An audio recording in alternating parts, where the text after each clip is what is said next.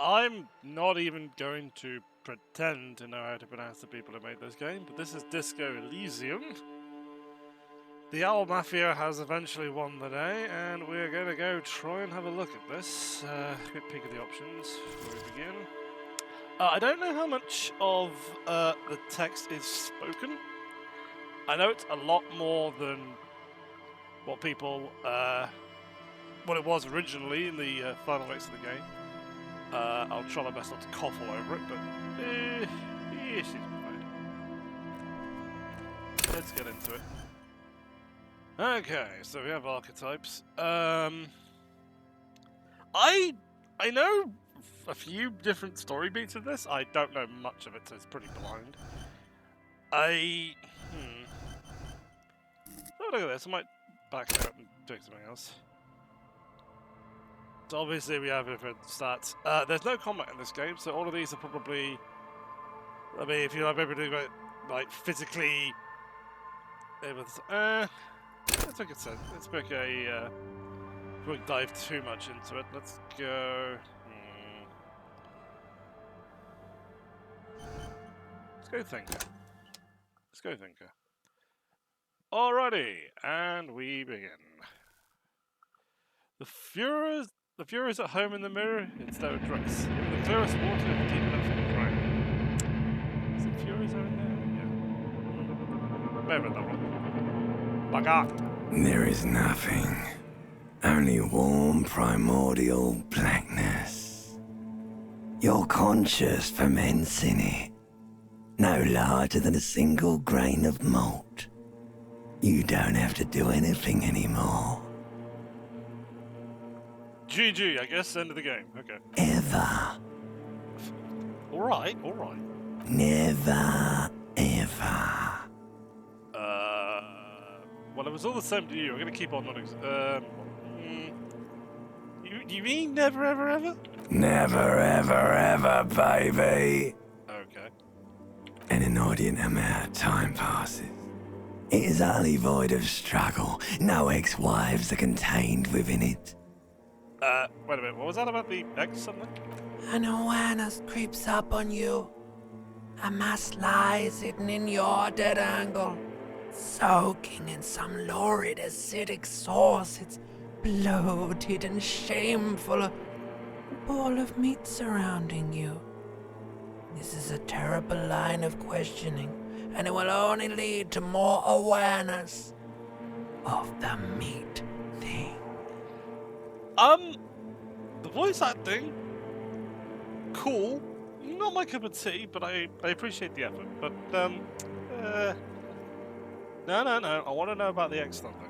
Ex-love. Ex-tenderness. It is foolish of you to resurface to the loss. Not after all the damage you've suffered to get here. Some of it irreversible. Stay. Sail with me through the abyss of pelagic zone. Fucking Elysium. That's... Is that a Doctor Who line? I know Tennant used to say it once, even he used to say it Doctor, but... No, I want to get off now. I like pain and... Let's try that one again. No, I want to get off now. I like pain and burning lights and wanting things from people who don't want to give them to me. Do you really?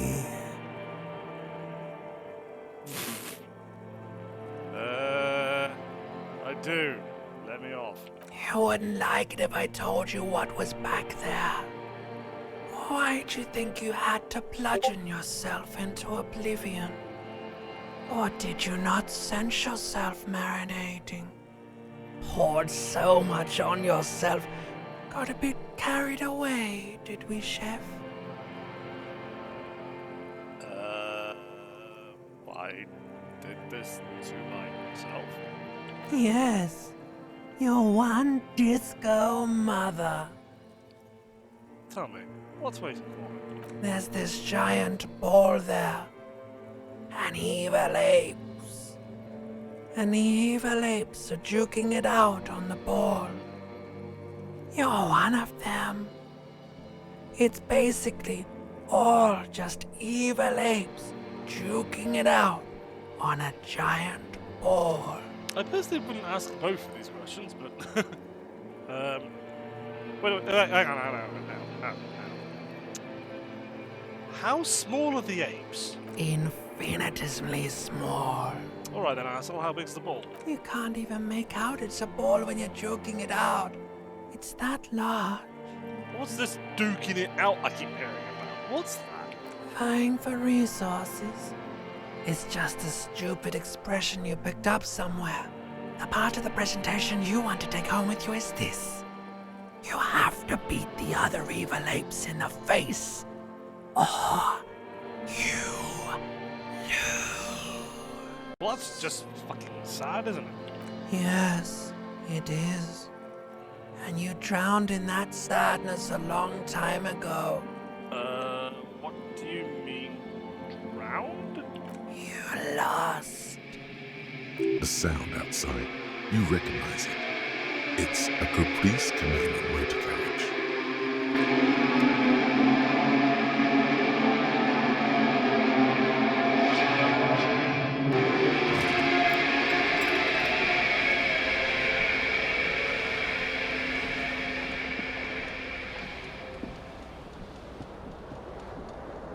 Well, at least I'm wearing pants.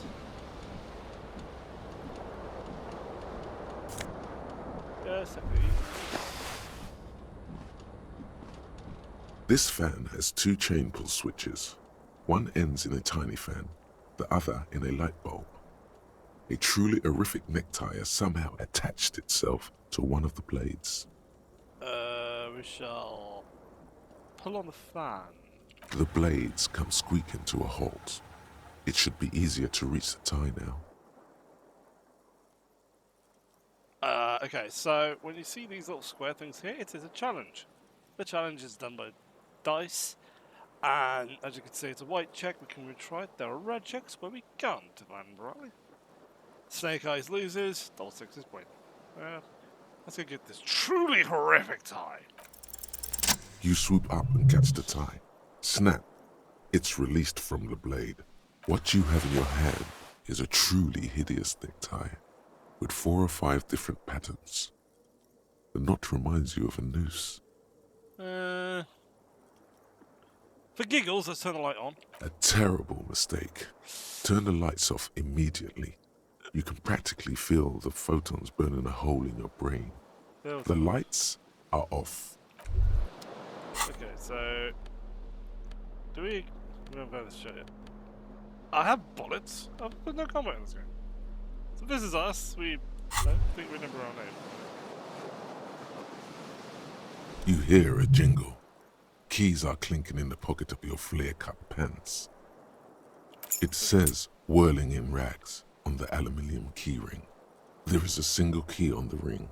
The number 1 is etched on it. It should open the door. The Whirling in Rags is a hostel cafeteria on the urban coast, frequented by dock workers. Fair.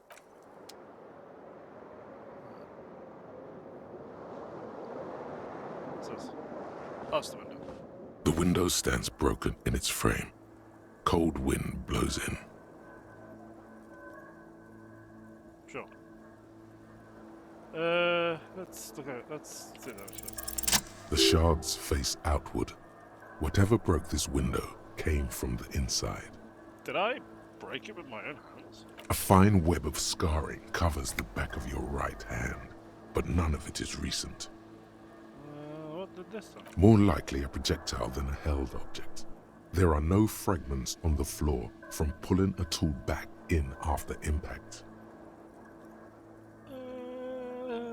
Let's look at the size of it, bud. It is too large for a bullet, yet too small for a piece of furniture. You're looking for something heavy and larger than your fist, like the green shoe that's on the hat rack in the corner, which, coincidentally, is missing its friend. Congratulations, you smashed the window with your own shoe. Now you only have one.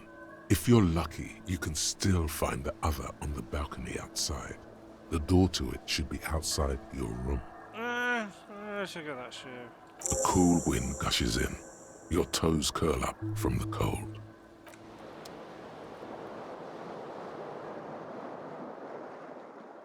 Do we... So we can move... That toilet. So it shows you the stuff, alright. There's that. Okay, so let's go over here. Grab this.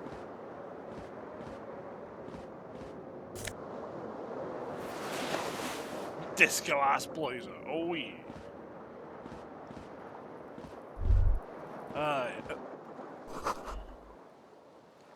Word spell to describe how rank it spells in it. Nature is under power. You see bottles in the bathtub. Wine, beer, and sweet liqueurs. Hey.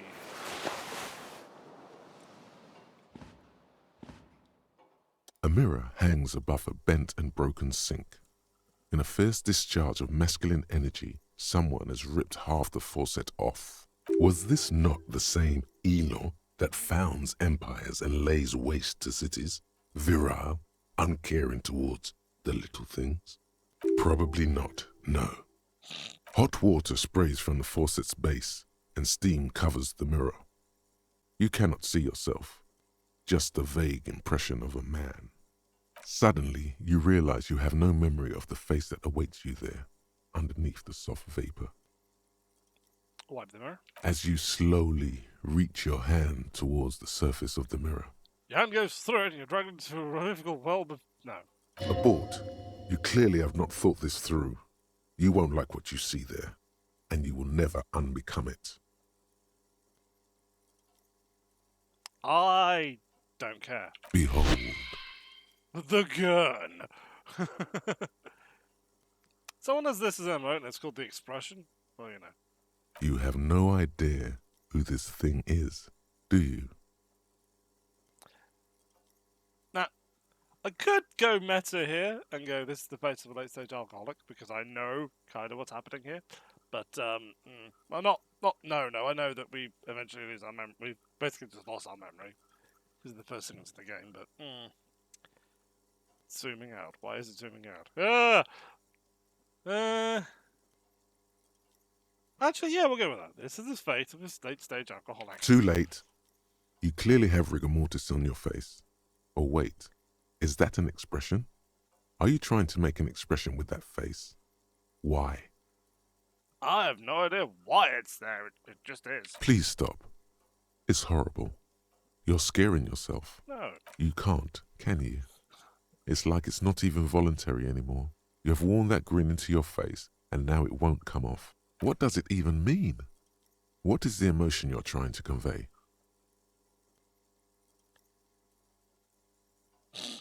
Expression of pain.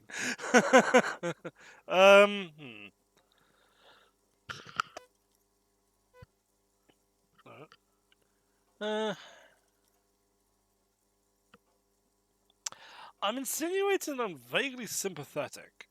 I think I'm pulling it off too, in a sad husband kind of way. There's some charm to it. There might have been, 10 years ago. It's little more than a cadaverous spasm now. Trying to stop the expression from happening. Oh, okay. So I thought it was just a joke when they named it that, but apparently it is called the expression. Okay, cool. Let's go. The impossible one is, yeah.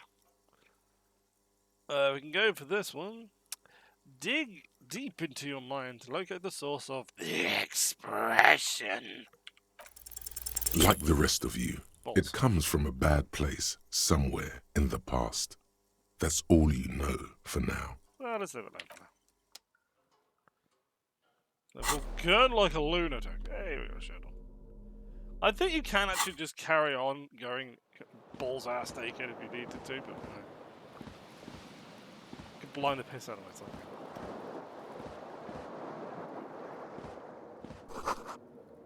This Magnusson's bottle of Commodore Red is empty. Oh shit.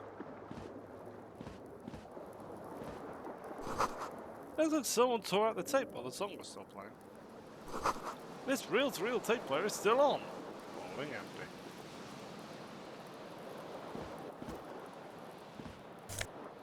You'll take one shot. Anything else? The mirror is probably just going to go back into that cutscene again. What's this? Toilets. Tactfully hidden behind the wall.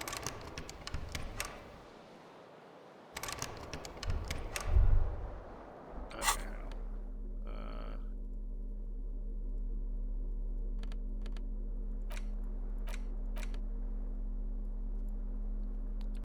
That's probably not that key then. Something here.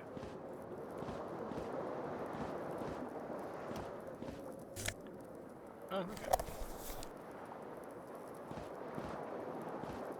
Nay! I'm not gonna use it again. Do I really have to turn that back on? The fan stands still. The switch must be broken because nothing happens. The air in the room is starting to feel like vaporized urine. Noise. Let's turn the light back on. A terrible mistake. Turn the lights off immediately. You can practically feel the photons burning a hole in your brain. Bring it on. Your eyes burn with photosensitivity. It's not good. Okay. Oh, well, we lost one. Okay. We lose the other after we die. Can we kill ourselves by constantly turning the light on? That's not that. Door. Labyrinth. 26 centigrade. Arid. There's something up there. Birdford. 15 degrade. 15 degrees centigrade. Dull. Like me. Oh, shit. It's better be putting me outside on the balcony, because I'm just going to see if I want to go back. Load that game. Load it. Oh, dear God! The smell of the sea makes you dizzy. Gust of briny wind washes over you.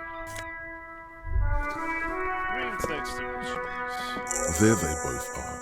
Two identical shoes. Both copiously green and indiscriminately snakeskin. Reunited on your feet. Like two baby crocodiles. How do they fit? Good. They're balanced. Comfy. Feels like the only good thing about you right now, truth be told. Fuck you. What are we looking at? Monday! Yay! Oh, we've got a history of the checks we last week. Okay, cool. We all conquered that mirror. We all conquered the crap out of it. Short and one equipped plastic bag, multiple and element of clipples.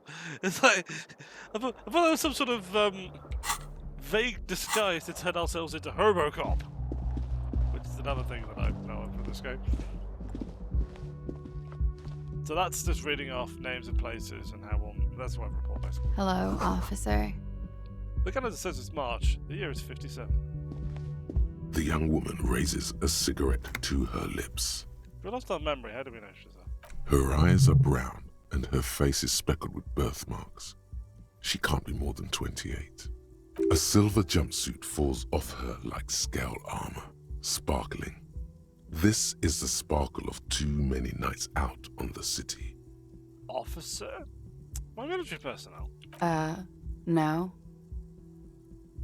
And why'd you call me officer? Because you're a police officer, sir. You sure? I am, yes. Unless you've been feeding us a set of very well-rehearsed lies all this time. All this time? You've been here for 3 days. On official police business, no less. And what business is that? I couldn't say. In truth, so far, mostly drinking. Sounds You about have no doubt about the drinking. But do you strike yourself as a tight-lipped drunk? She must have heard something. Try the expression on her. Let her know you want her, physically. Yeah, if I click this button, please shoot me.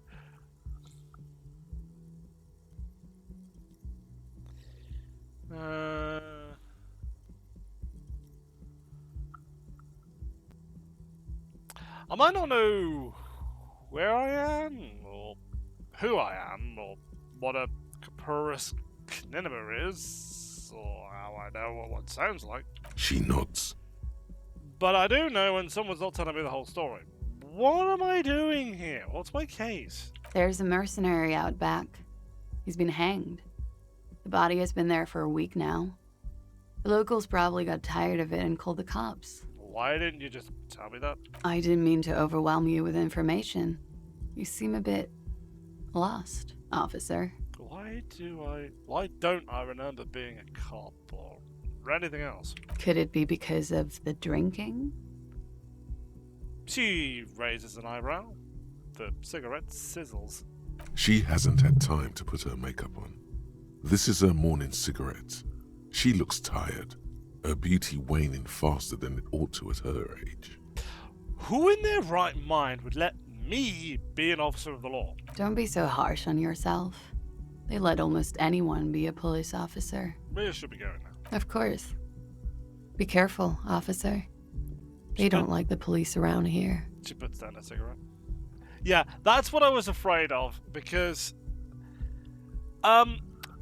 this happened in the original release of the game. That it's kind of something that Outward does as well, although Outward has its own problems with its voice acting. They're saying the voice lines, but they're not saying the bits in between. So if that happens, I'll add it in afterwards. But if it makes less sense, I'll probably just reread it again. But we'll see. We'll see how we go. Something stirs in you as she's about to go. Call it an instinct, a need. The need to ask questions. It's like you've said the words 1,000,000 times before. She looks back at you, a light glinting off her eyes. Before you go, I have some questions for you. Yes?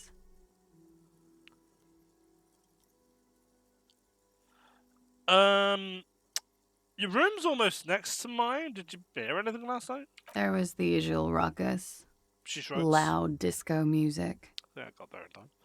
Apologies if did I have any visitors? I couldn't say.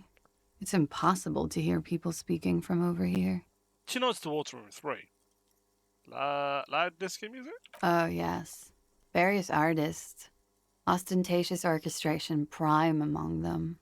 She raises an eyebrow, waiting for the name to connect to you. Oh, that. Yeah. Whoa. The less said about OO, the better. OO were huge where I come from. I was very young then, of course. Like 7. Life gets hard, but we go on. She sings. Yeah, we go on alright. I don't know about that. At around 2 o'clock, the disco stopped, and there was a change of pace. What happened? A slow, sad song started playing, like organ music on repeat. That went on for quite a while. Some of the time, you were yelling along to it. Was I singing this? Yes, there was a church in there. A really small church. Like the smallest, saddest church in the whole world. It was about that. And also... What else? That it doesn't matter anymore and that we're alone now. It was difficult to tell.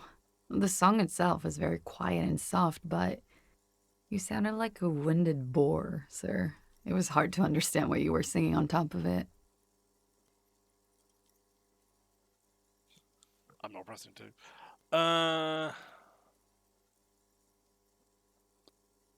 And then what happened? Then you started screaming and trashed the place. You sure I wasn't being assaulted? No, it didn't sound like there was a fight. It sounded like someone was trashing their room. A window was smashed. The tape player, probably. The song stopped. And furniture, too. A real destructathon. There was screaming. Then I think you passed out. Was there anything else? There was. I think you screamed that you didn't want to be this type of animal anymore. I may have misheard, but it was sort of memorable. I went out afterwards. Everything was quiet by then, around 4 or 5.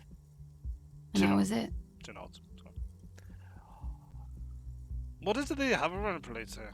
The dock workers are Yeah, pretty police. cocky. They think they're police enough. At least here on the coast. I can't say about the rest of the city. Where exactly is here? Where am I? You're in a hostel, sir. No, where are we? Where in the world? We are in Revachol. Revachol is the disgraced former capital of the world, divided into zones of control under foreign occupation. Half a century after a failed world revolution, she is central to our moment in time. I think they mean the city there. Does that mean something to me? You sure look like you're from Revachol. Revachol parties. Her accent suggests she is not from around here. She's from Aranye, another part of the world. This is going to sound extremely, extremely dumb, and you probably understand, but tell me, is it 51 now? It's 51. What century? The current century? And what's that? What number? Centuries don't have numbers. They have names. And this is the current one. How many centuries have there been then? Civilization has existed for 8,000 years, sir. She grins. What's so funny? You're right. There is nothing funny about civilization. Expression becoming serious. Alright, you can go now. Glad to have been of assistance. Well, that was memes. Looks like she has a nice long stub in the ashtray. It's still smoking.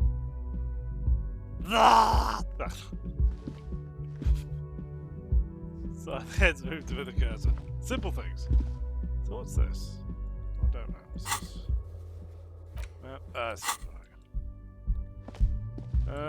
What to do then? Can we go in here? Nay. Alright. Got ship to run. What's this? This is the weekend edition of the satirical. This is the weekend edition of the satirical newspaper. What that said. Sorry, I messed up it. English words. Stairs down. Let's go. What's the point of default cabinet slots? Oh, yeah, that's. We'll get into that later. That's the other bit I know.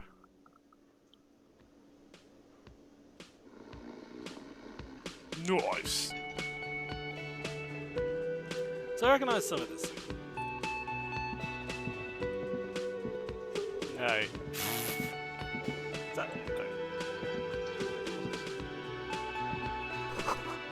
Speaking of sketches to the radio, the music is seasoned with static. Big old karaoke mic, just waiting for someone to sing into it. This is where the lyrics would be. You should totally sing karaoke here, the first chance you get. Your emotions need to be expressed. People need to know your vast, oceanic soul. My soul's cubic content is obscured by the hangover. Of course, at this point, precise measurements of your soul can only be performed from the outside.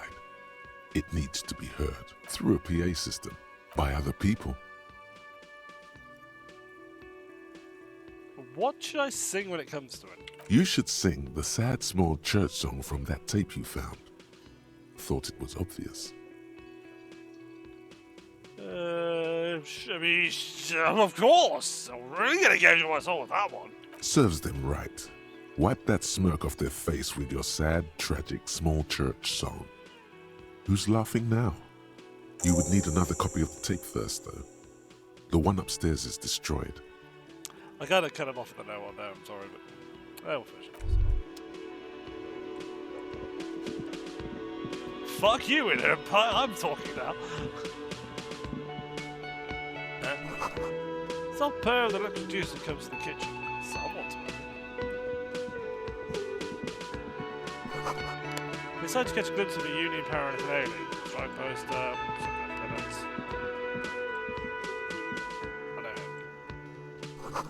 A sign reads, Metal reserved for Union members. Doors open, 1600. A bespectacled man in an orange bomber jacket is tapping his foot on the floor. Looks like he's waiting for someone. As you approach, he narrows his eyes and extends his hand in greeting. On the sleeve of his bomber jacket, as well as on its back, are the same enigmatic white rectangles as on your blazer. Shake his hand. Hello, I'm Kim Kitsuragi, Lieutenant, Precinct 57. You must be from the 41st. His grip is firm. You realize he's waiting for your name.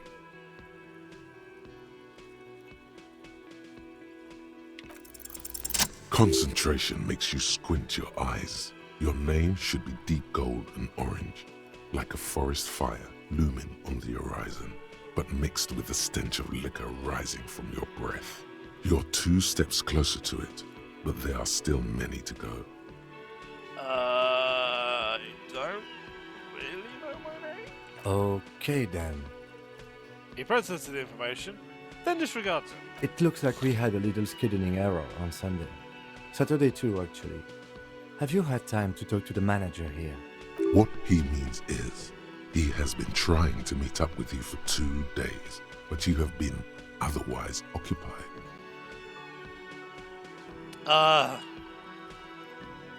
There must be some kind of a misunderstanding. You're taking me for someone else? No, I don't think so. We should ask him for a rundown of the area, now that I'm here as well. I understand the scene is out back, right? He studies you briefly. It also wouldn't hurt to assure him the police are finally here. In full force, I mean. Have you mapped out the initial interviews? What interviews? At the 57th, we like to prepare an initial list of persons of interest, and then just skim the surface. He does his Prepare the field, get to know the players. You don't do that? Maybe it's not an inter-district practice. Yeah, the police. I'm aware of a policeman. Right. And the interviews? He taps his foot. More out of habit than impatience. I haven't. Okay. We'll have time for that after we take a look at the coroner's case. Have you removed the dead body from the tree? No. So, the body is still in the tree, where it has been hanging for 7 days straight. We should go there as soon as we are done talking to the owner. I can't remember anything. I can see you drank last night and the night before, and that you are still drunk now. But I have seen officers go through worse. Much worse. He says that after a moment of silence. If you need something for your headache, there is a general store nearby. But as I said, the dead body should be our #1 concern. How can you be so sure I'm from the police? I was sent here to meet a detective from Precinct 41. You have the insignia of the Citizens Militia on your sleeve and on your back. He points to your jacket. I suppose you could be impersonating him. You could have gotten the insignia from the black market or forged it. But for now, I'm going to set those possibilities aside. I'm not from the Inspectorate General. Inspectorate General means internal affairs. What he's saying is, he's not from the Rat Squad and isn't supposed to suspect such things. Do you mean internal affairs? Yes, but I'm not them. I'm from criminal investigation. You said insignia. These white triangles, you mean? Yes. But they're just white triangles. They are not just white rectangles. They bear a halogen watermark with the letters RCM and a pattern resembling the street grid of Revachol West. I would ask you to step into the headlights of my motor carriage, but again, it's none of my concern. I just need you to do your job. Do you not have a badge or something? You mean you don't have a badge?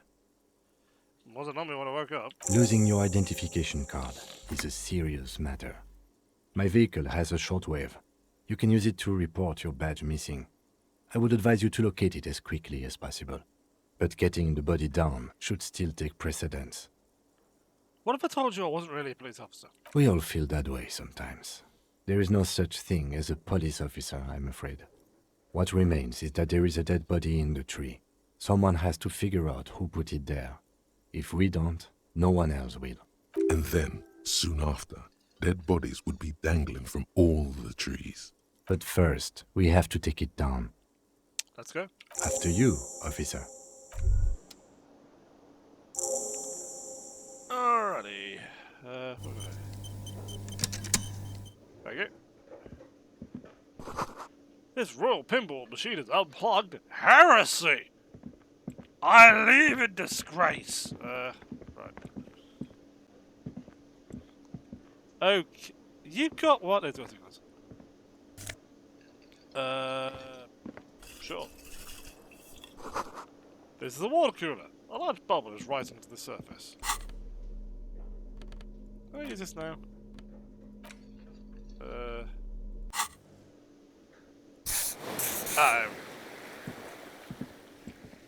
Just in case. Hello, you. A man in his late 20s with a thin, unimpressive beard notices you approaching. He drops the ledger he was holding and turns to the lieutenant.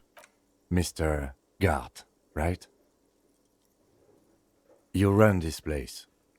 I probably could have had time to say it there, but again, it's a little hard to gauge, and I don't want to keep jumping in the middle of it. So again, I'll just add it at the end, or just omit it entirely if it doesn't make sense. But again, there's all the screen, you can read it. So he looks at his little notebook, and Yes. he responds tersely. I am Kim Kitsuragi from Precinct 57. This is an inter-district investigation, so joining me from Precinct 41...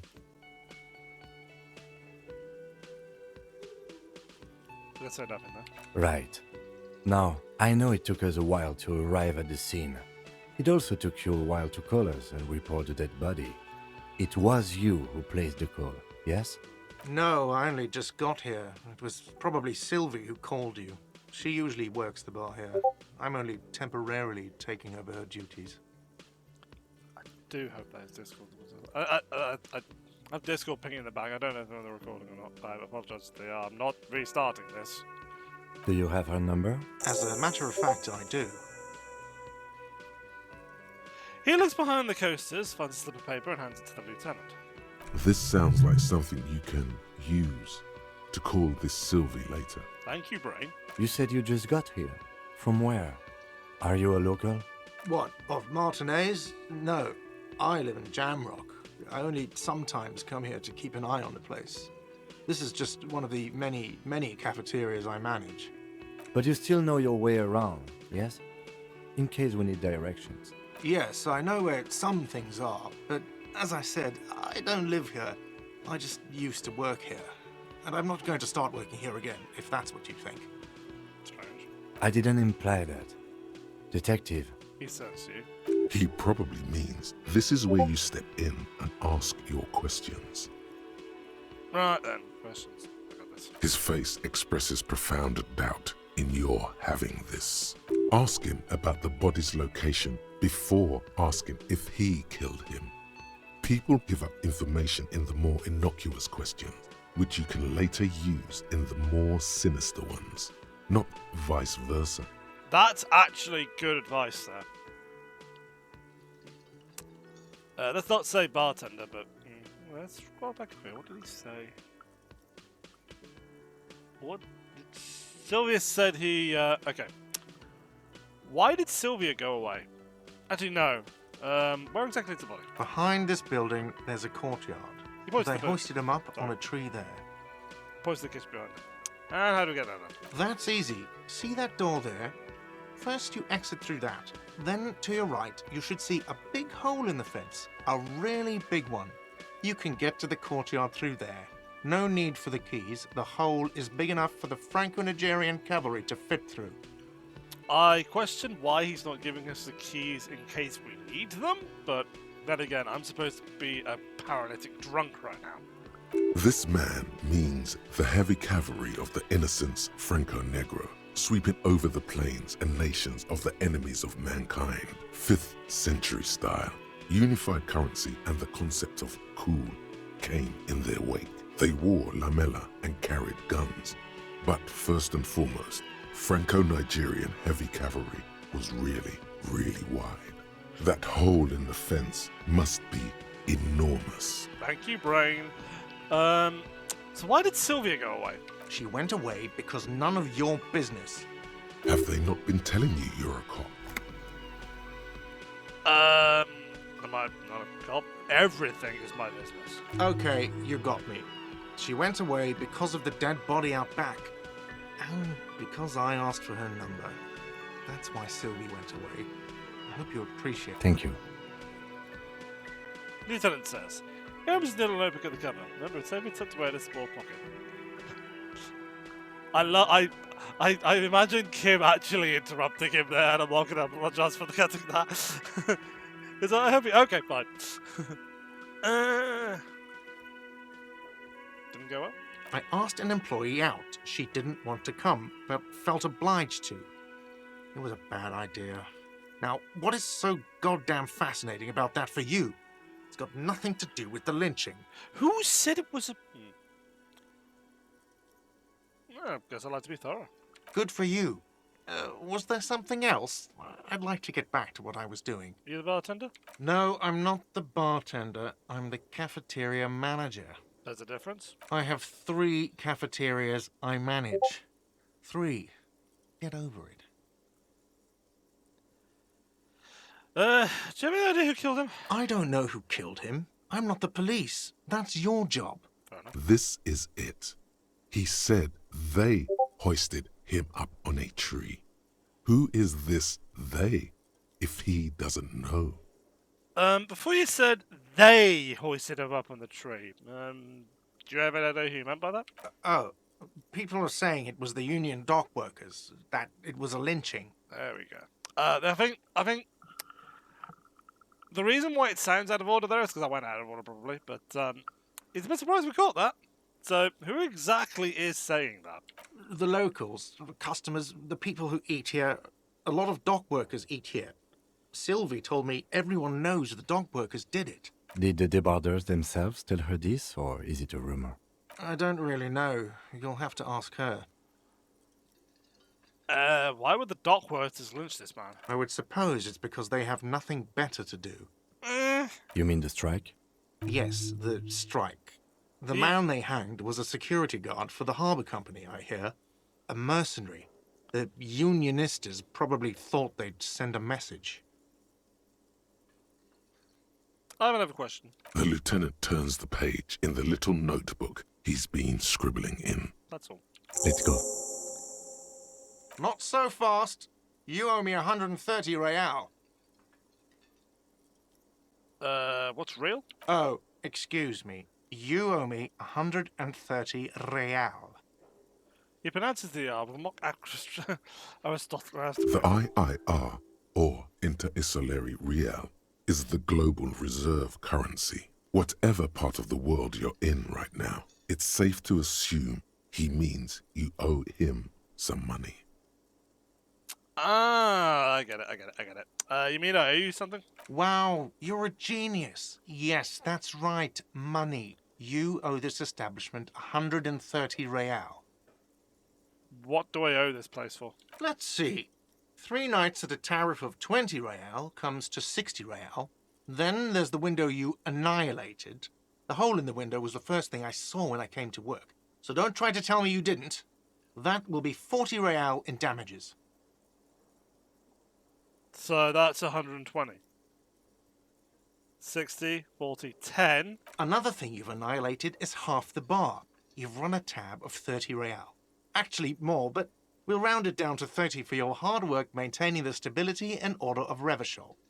That's 60 plus 40 plus 30 equals 130 real. Well, exactly. And yes, real is still money. But what exactly is money? What are you, a philosopher?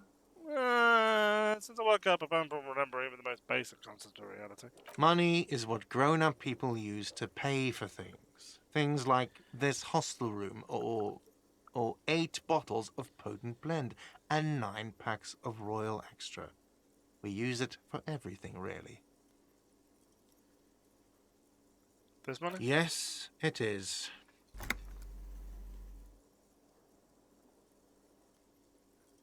No, you see, that's 40 cents. Cents are a form of currency 100 times smaller than the real.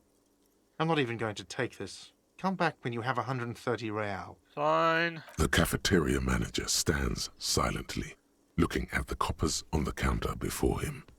Isn't it evil? The order of magnitude between what is asked of a person and what they have.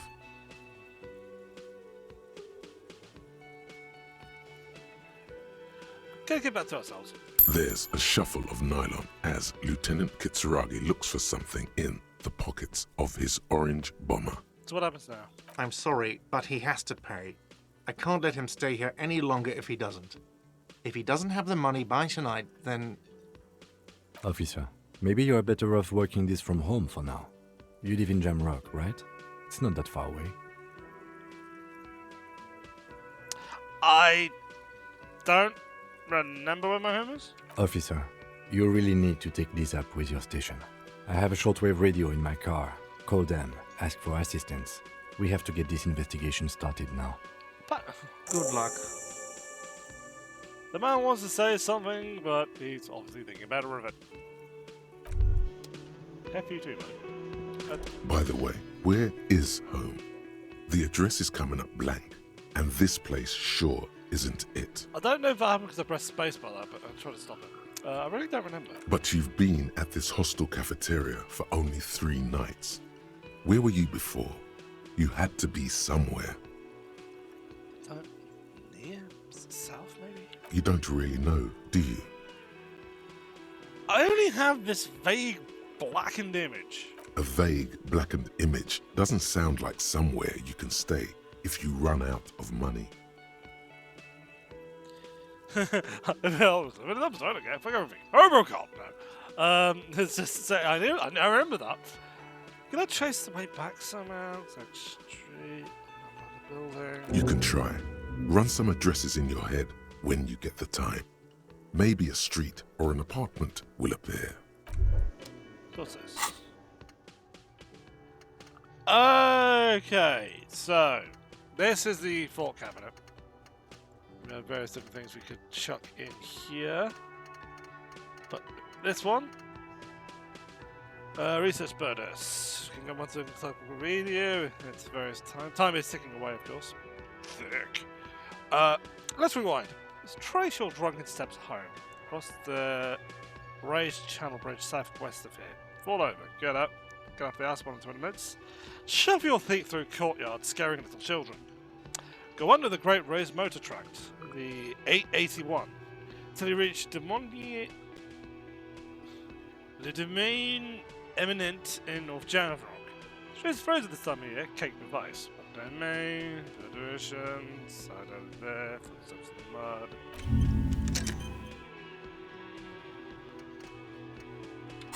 So that's good.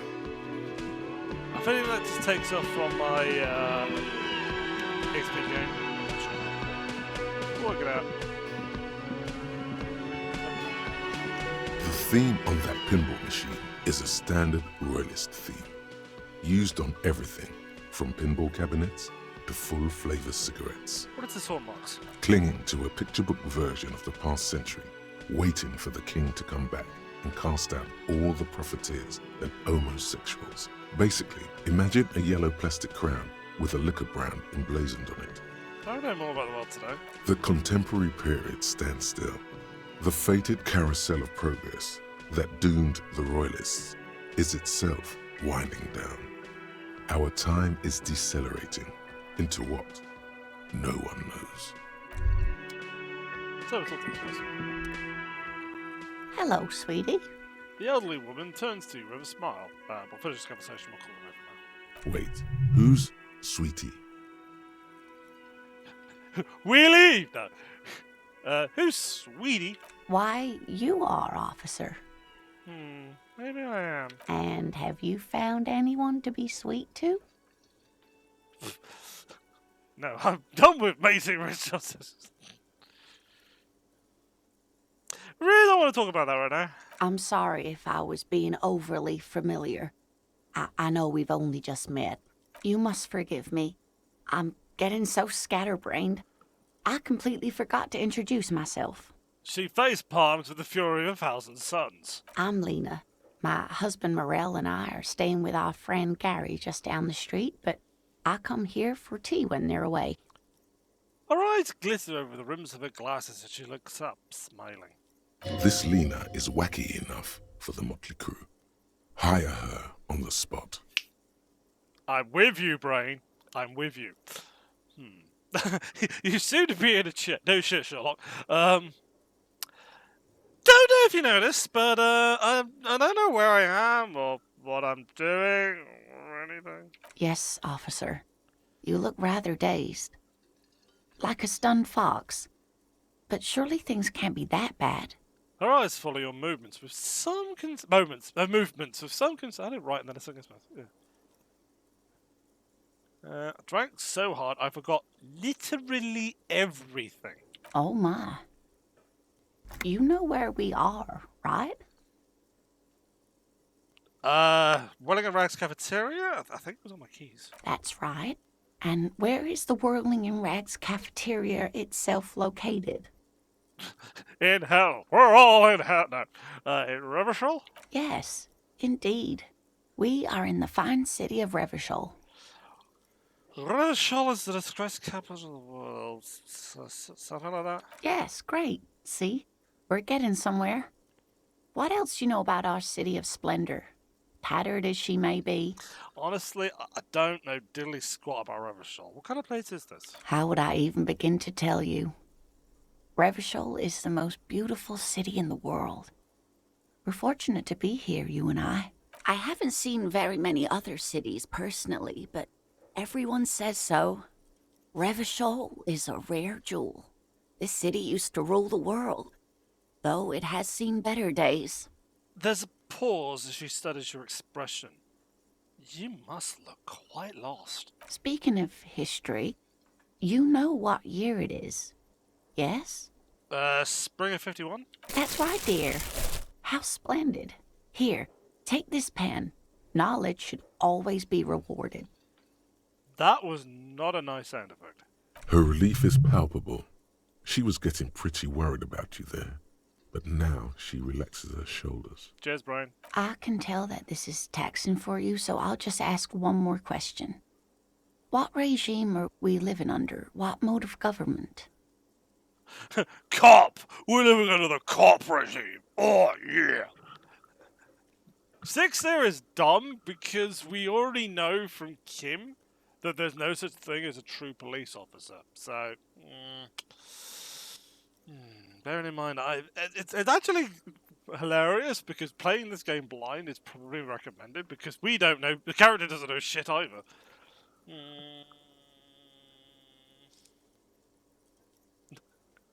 We're covered by intelligent machines that perform calculations to determine the freest market. Everyone hustles and cries like a badass visionary. Yeah! Fucking Matrix right there. Hooray for hurried muting. Right. I'd like to think it's the dictatorship of the Polariat, but something tells me it's not. Oh, sweetie. It's really not. There used to be people who thought that way. Other people who wanted those things, but they all went extinct. She smiles a sad smile. Revachol is a zone of control led by an alliance of foreign powers called the Coalition. We have almost no government of our own, and certainly no dictatorship of the proletariat. Proletariat. I was close. But they still have cops. There's no government. How come they're cops? Oh dear. And you were doing so well.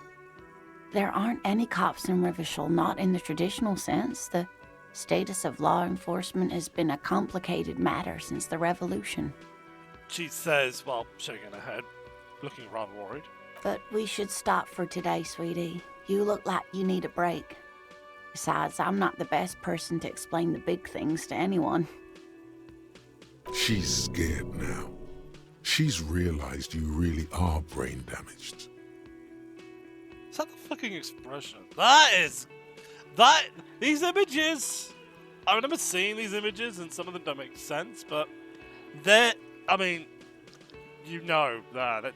we're staring into the mirror, fighting through half our brain of this fog and endless thing. I'm no artist, but that's art right there. So'd I do? You were doing quite well up until the end there. It does look like you're having trouble remembering things. History and places. Remembering reality in a word. It's very odd. Oh yeah, we gamers. A sigh. The lieutenant buries his nose in his notebook. Kim? But maybe a fresh set of eyes is what the world needs, and while I'm no doctor, such bouts of amnesia are often temporary, so I wouldn't worry too much. So what's the revolution you mentioned? A defeat, I'm afraid. The people of this archipelago tried to build something new, something different. The rest of the world didn't like it, so they came and ended it. This was 42 years ago. But what does that have to do with not there being any... Sorry. What does that have to do with there not being any cops? It has something to do with everything. I really don't know how to explain it better. Okay, fine. Who could tell me more? Someone more educated in sweeping matters. Maybe you should ask. She turns to the lieutenant. No. I'm not an encyclopedia. I won't be a guide either. I'm a detective.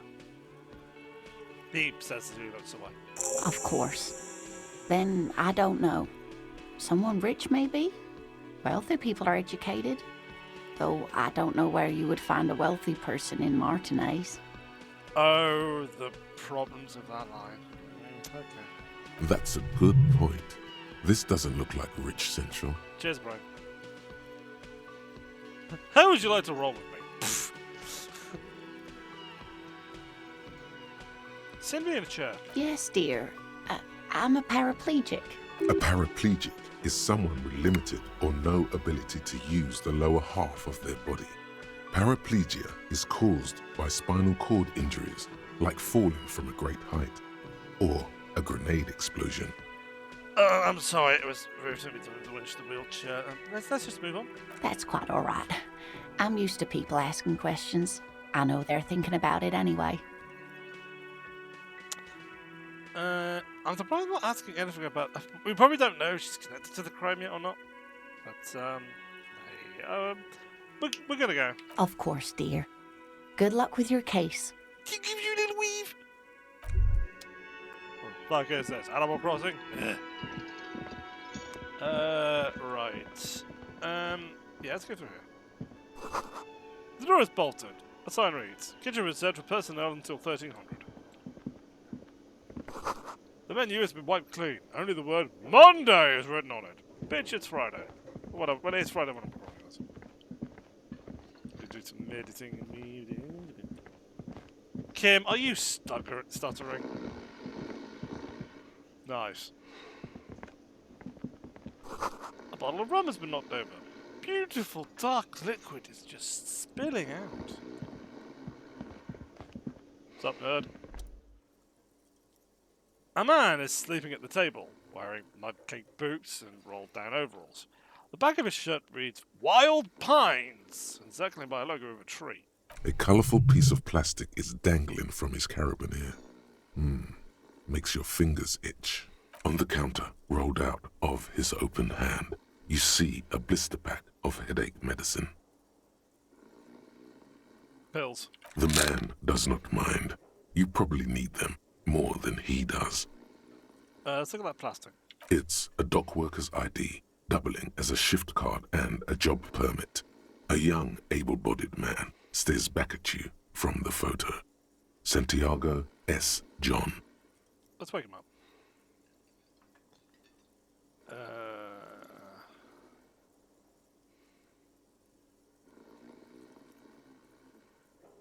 That's low chance, so...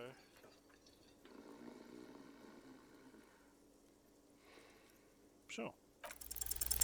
You fumble with the spring-loaded gate of the carabiner, but to no avail.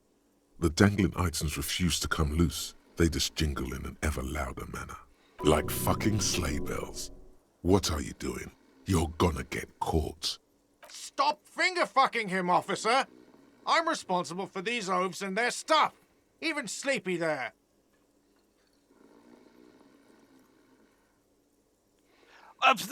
What? I wasn't... Look, I'm just checking if the man is feeling okay, alright? Yeah, sure. I don't care. Just don't finger-bang his stuff, okay? He starts angry and then turns back to his activity. So, okay, you're hearing the sound of metal on metal and you just automatically... Okay.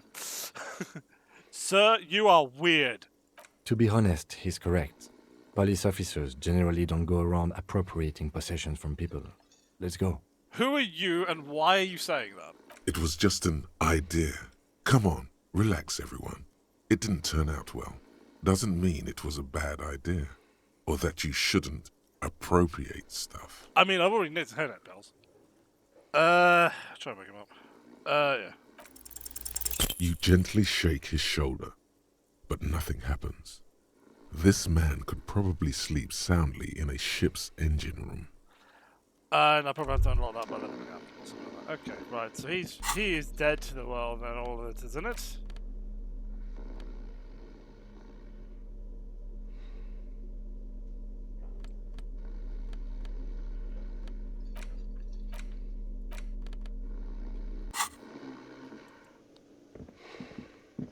Oh, it must be, headache pills must be for morale then. Right, so I've got to go and do something. A fairly interesting start so far. I'm sorry I couldn't go a bit too... let's carry on. Let's do a bit more. Summer door closed for the winter. Well, fuck you then. How do we leave? How do I leave? Is it this door? West, there we go. We'll look at the body, and from this point on, most of this is... I mean, I had like the little conversation with her before. I know there's one scenario where you can turn around and end up jumping into her, but I don't know if we're going to be triggering that or not. But yeah. A heap of snow melts in this wheelbarrow.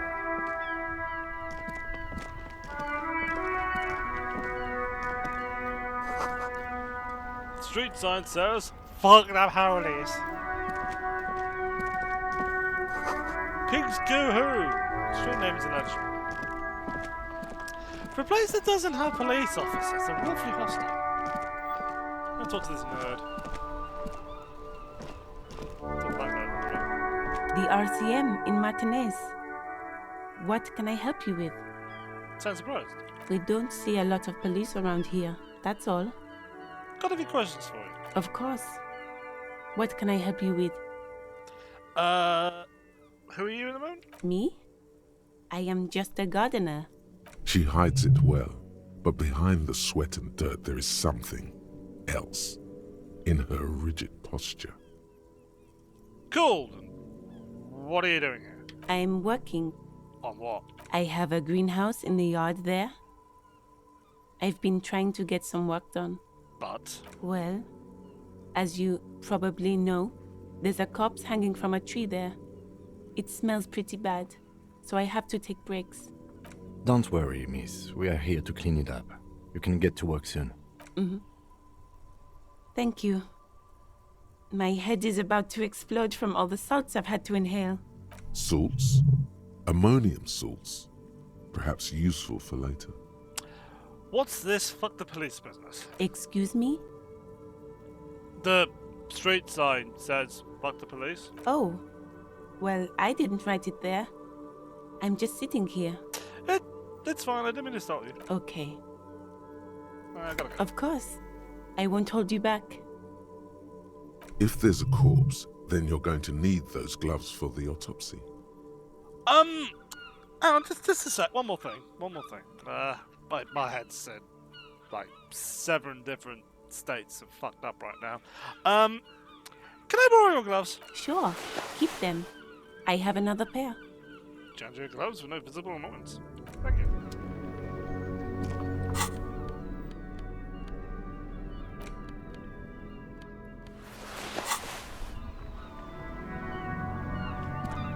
Yes? I think you should know that I can't remember anything. No response. He just arches his brow. He's having trouble processing it, believing it even. I feel I must repeat this. I don't remember anything. There was heavy drinking involved. Have you tried concentrating on something other than your personal affairs?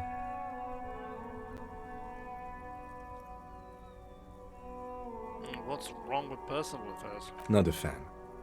It's just the nature of lieutenancy. The RCM deploys a self-styled structure called the décomptage as its chain of command. Every lieutenant is responsible for 2 sergeants and 8 officers. That means the average lieutenant has to deal with quite a few personal affairs.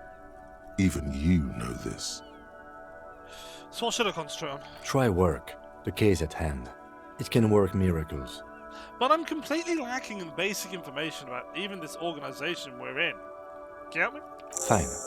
We should get through this day first. Off hours begin at 9 p.m. If you're still having trouble then, I can give you an orientation. I'm afraid this might be a medical situation. Really? You look fine to me.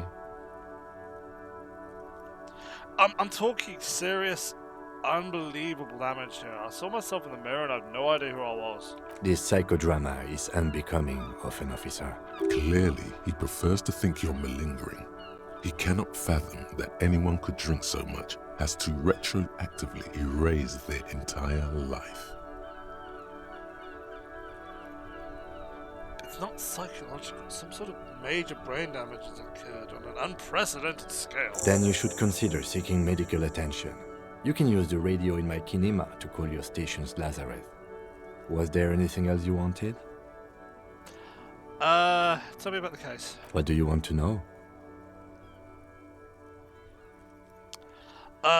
Anything about it. I can't remember a thing. Maybe you can tell me what you do know to help me narrow it down a bit. Okay, a young woman told me a mercenary's been hanged and the manager thinks it was the union that did it, and that's all at the moment. Then you are not that far behind, actually. Do you want me to brief you? Sure. 3 days ago, the RCM Emergencies Desk received a report about a security guard who was found hanged in Martinez. An anonymous caller said there was a dead body behind the Whirling in Rags hostel cafeteria. The cadaver had been there for 4 days. No one had come to investigate. During that time, the victim had been stripped of his belongings. The caller did not identify him, but used the word lynching. There is an ongoing labor dispute between the local dock workers and the logistics company Wild Pines.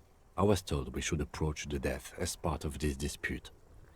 Wait, does the briefing say who the victim was? A security guard or worker of some sort, hired by Wild Pines. This was just hearsay from Martinez, of course. We need to find out the truth. Why do we know anything about the caller? They didn't identify themselves in any way. The tone was muffled using a device of some sort.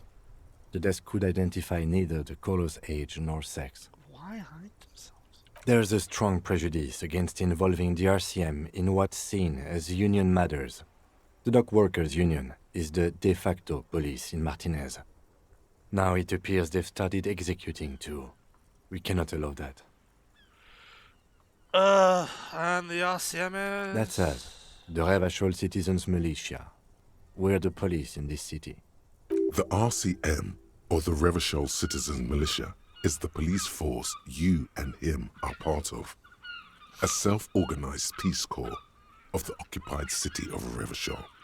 The RCM operates within a legal twilight, yet its authority is rarely questioned. It's super useful to know this. Oh, cool. Yeah, sure. I'm going to speak now. Thanks. Just to be clear, we are police officers. It's our job to find the killer. That's the case. Uncover and arrest the killer.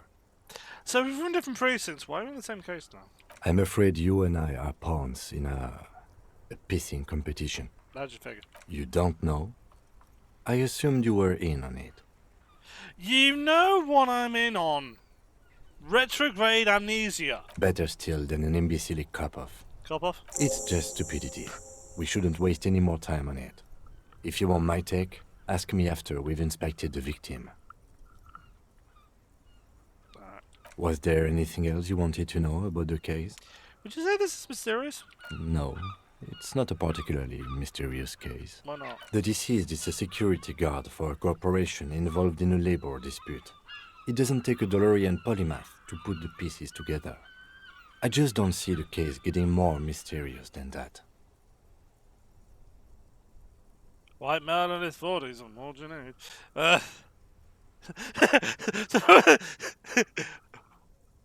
What? White man in his 40s, and what do you need? I'm relieved that you agree. Anyhow, let's get back to the case. Was there anything else you wanted to know? I think I'm gonna get back into one. You mean like a brief? Do you want me to brief you again? Oh. There's no reason to wing anything. If 3 days ago, the RCM emerged during that time, the victim had been stripped of his belongings. Okay then. Was there anything else you wanted to know? Sure, that's it for now. Good. I wanted to talk about you. Me? Yeah, you. I don't see how my life is pertinent to the investigation. Come on, Lieutenant, let me have a little. Ah, if you insist. What do you want to know? You don't look like other people around. That's racist, but I'm gonna say it anyway. You don't look like other people around here. That's because I'm half Seolite, or quarter. My father's father was from Seoul. So was my grandmother, but from my mother's side. It's not an interesting topic. Seal? It's a part of the world, officer. A geopolitical entity and a geographic division. I told you it wouldn't be interesting. Seoul is a protectionist, isolationist, pan-Isolari state west of the Insulindian Isola. Actually, it's quite interesting. Some would even say mysterious. You're only making it sound uninteresting. I still want to know about Seal. You're barking up the wrong tree. I don't speak a word of Seolite. I've never met either one of my grandparents, and I've never been to Seoul. I'm a regular Revacholière. He seems strangely proud of these things. A point of pride to him.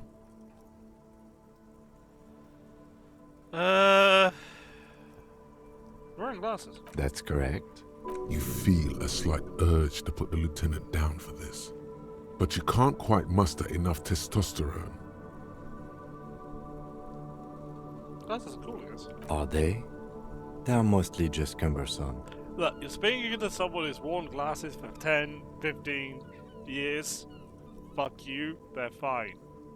Unless you're wearing one of a cotton mask, in which case you take it off and there was a... That's all for now. Good. Let's change the subject. I leave. Right. So it's story came in on.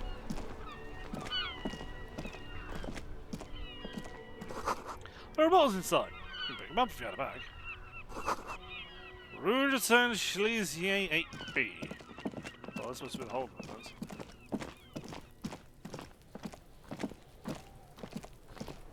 What's up, nerd?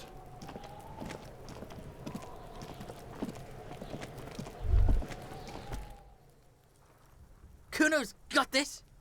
Boy throwing rocks at dead body can't be older than 12. If there ever was such a thing as an ugly kid, then this is it. He's almost exquisite in his ugliness, like a gremlin. Oh yeah, nappa comfy, Kuno! Yells the other kid from behind the fence. I didn't even see you. Hey, am I ready at time, please? Can't talk, pig! Shit's coming up strong! Throwing rocks! Shit coming up strong. That sounds good. Joyous. You should hang out with this kid and see what that juicy shit is all about. Juicy what now? I mean drugs. The kid's on drugs. Oh. Yeah, Kuno! Ride the lightning, Kuno! Kuno's riding it, see? He wipes the sweat from his brow and says on a rock line. The rake, Kuno! You should throw the rake at him, Kuno! The fuck? Does Kuno know what a rake is? Kuno's not a gardener. Kim? We shouldn't do anything. I don't tempt such forces. Forces? You will see. The language these kids are using, pure unfettered id. There will be no reasoning with those creatures. Look, I got questions for you. Alright, entertain the Kuno. Show me what you got. What you got there? What you got, huh? Show me what you got. The kid moves his hands like a basketball player dribbling fast. Trying to cross me up? Motherfucker, I just got here.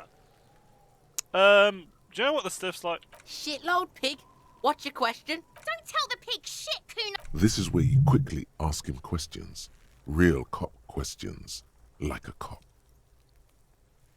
Do you know how we got up there? Probably climbed. Kuno was busy down the road when that shit went down. So you didn't see anything happening? You heard Kuno. Kuno wasn't even in Martinez. Kuno wasn't in Revachol. Kuno wasn't regional. He puffs himself up. Okay, where'd you go then? I don't know. Some fucking He looks around, come up with something. Mesk or I don't know. Some other place. Night City. Kuno was in fucking Night City. Mate, you ain't got the chrome for Night City. There is no Night City anywhere. That sounds like the name of a city in some pulp science fiction novel. Fuck you, Cyberpunk! Okay. About the dead body? Yeah. Kuno didn't smoke him if that's what you mean. You don't stop his nose. Thanks, Kuno. That's one name you can now cross off the list. Do you know who he was? Kuno's fuck imp. Kuno uses the fuck imp for target practice. You're 12. Why would you know? Fucking internet. He's trying to hide the fact that he doesn't know. So you don't know anything? Kuno knows all kinds of shit. Kuno's not a snitch. That's all. Trying to make the Kuno sing into the popo phone. Seen anyone around? Just a couple of pigs sniffing around in the dirt. That seems pretty fucking suspicious to Kuno. I will kick you in your chav ass. Yeah, you tell the faggoty, Kuno. You have a fence protecting you. That's something else. You're testing Kuno's patience here. I'm thrilled. Get lost, Hey! Hey, whoa! Whoa! Whoa! No need to call me a meat product. Kids often playing this hard. Right, pig. This is where Kuno plays with his little wooden choo-choo. Fuck do you want with it? I'll have questions later. But I just thought something else. Yeah, whatever. Kuno doesn't give a shit. Spits over his shoulder, then it's back up to you. Who is Kuno? Kuno's Kuno, pig? Points himself to both arms. It's always Kuno, never I. Clearly the kid's using the third-person perspective as a shield. Is that some kind of gang name? Yeah, Kuno's in a fucking gang. In a bang gang. Kuno bangs for Magier, bangs for Mazda, bangs for Revachol. The kid's just out here banging for everybody. Hell yeah. Watch out, Kuno, he's trying to fiddle you. He's gonna put his hands on you. The thing from behind the fence starts screaming shrill and violent like a fire alarm. Help! Pig's got Kuno! Help! Rape! The sound gets louder as the kid checks window looking over the yard. Help! He's got the Kuno, help! Everyone can hear. You need to get the hell out of here before. I'm just gonna leave. Yeah? Get out of here before the Kuno beats the shit out of you. You're screaming for help and now you can take me, huh? Yeah, that's right. Drag your fat ass out of here, fat boy, before Kuno fucks you. Hey,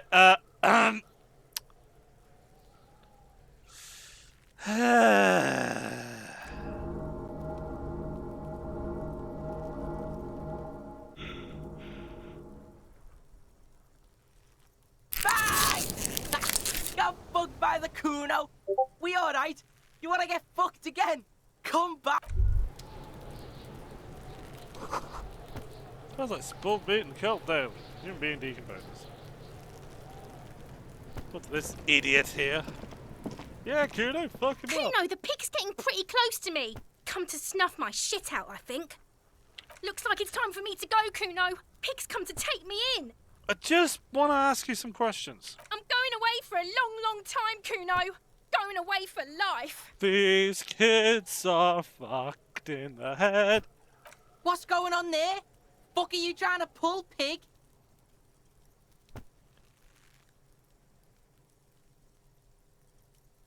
Hey, fellow children. What's this kid shit? Fucking mind games. I'd rather die than squeal. Huh, that it is. Click, click. Get the fuck out of here, face. You got done. Talk to me. I did, and you thought I was raping you. So it's a girl. Interesting. Try this again. Fuck does Kuno care? He doesn't care.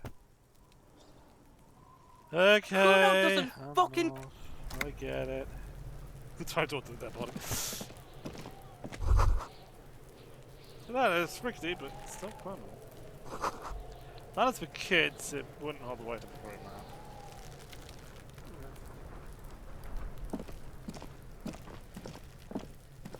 There are several footprints in the mud, left by work boots. Anywhere from 6 to 12 pairs have walked here. Maybe more than 12. No, 8 pairs of boots have shuffled back and forth in the mud. Let's go over. 1. Standard work boot, steel reinforced toes, number 46. 2. Standard work boot, steel reinforced toes, number 44. 3. Hobnailed work boot, steel reinforced toes, number 43. 4. Standard work boot, number 45 or 46. Which is it? You don't know. It's a miracle you can tell the prints apart as it is. The cold must have preserved them. 5. Another standard work boot, steel reinforced toes, number 44. So far, they're all the same, which implies they're all a part of some sort of uniform, so it fits the theory that it was dot workers. 6. An aberration, light as air, even pace, same make of boot, but number 41. Male or female? Impossible to tell. Could also have been an adolescent. The gait is undeveloped. Hey, I'm pretty good at this, aren't I? You're not bad. It's as if the whole world darkens. Everything else has a thin film of unimportance on it, and the tracks burn in the middle of it, in a strange, beautiful way. Let's keep going. 7. The glowing outline of a standard work boot, number 46. But the imprints are twice as deep as the others. The weight exceeds 200 kilograms. Could that be because they're carrying something? Or would that just be we're dealing with a fat guy? 8. And yet another standard work boot, number 44. There's an aberration in the pattern of the sole, however. The right sole is smoother, more worn. I would say that because it's being pointed out, that's either a red herring or our target. How many? 8. I was pretty off then. I counted 20. It's the same guys going backwards and forward. I never got the hang of it. Hyperopia. Do you see anything out of the ordinary? Light step, number 41 shoe. A woman? Or a kid? There's any way to be sure. Understood. Anything else? Heavy one, 200 kilogram imprint. 200?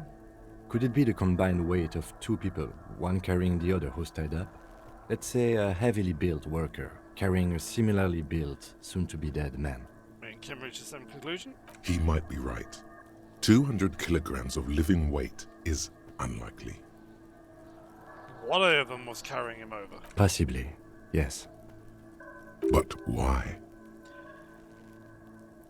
You're thinking, why did they have to carry him?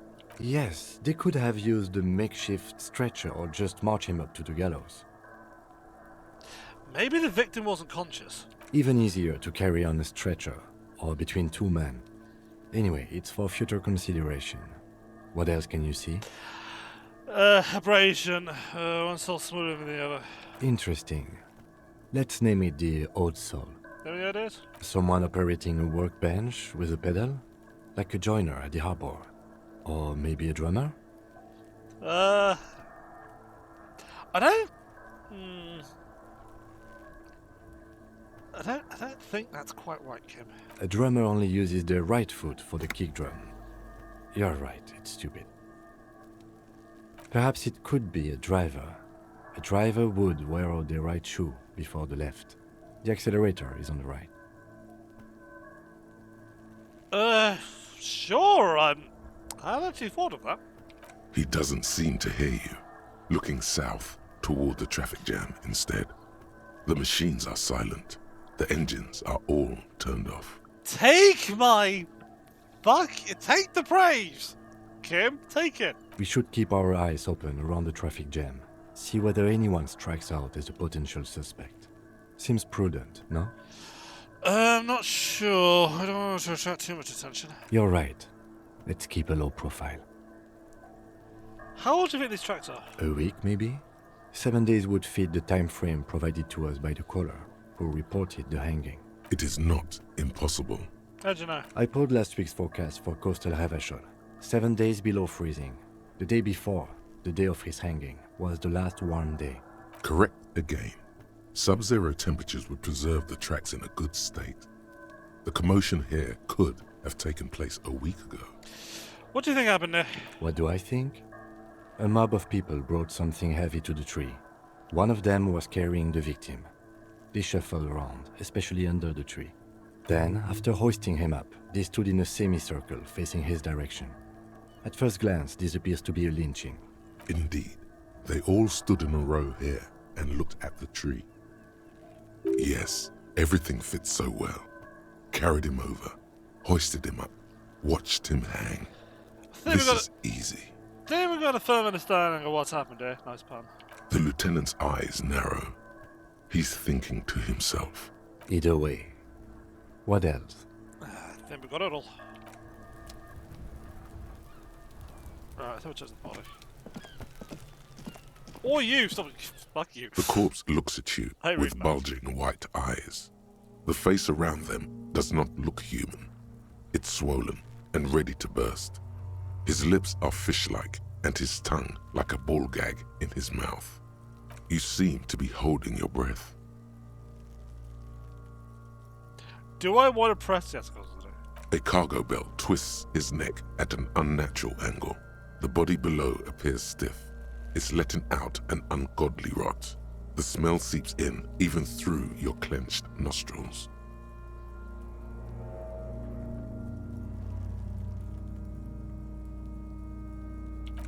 Active decay. It's okay to throw up, officer. No one is judging. He's about to blow! Cock's gonna blow, Kuno! The smell is repulsive. It pushes in from your mouth, more instant and more familiar than anything you'd expected, more fever than odor. It fills your mind, flushing you from within. Yeah, there is a very sort of animalistic reaction to this kind of thing. It's because the whole thing around sort of rot and decay, the reason why it makes you sick is because your brain's going, no, you don't want to fuck with that. You definitely don't want to fuck with dead bodies. Let's try it closer.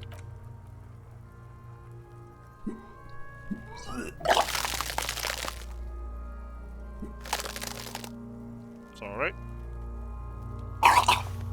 Oh my god. Too late. It's impossible to keep in. Your body curls and pushes it out, burst by burst, until a pool of vomit lies under your feet and your throat stings from the stomach acid. The smell of Commodore Red rises from the pool. Among it, distilled spirit and bits of shish kebab. Sorry. It's okay. Happens to everyone. Keep it. The lieutenant hands you his small white handkerchief. Cheers. The hangover is clearly making this worse for you.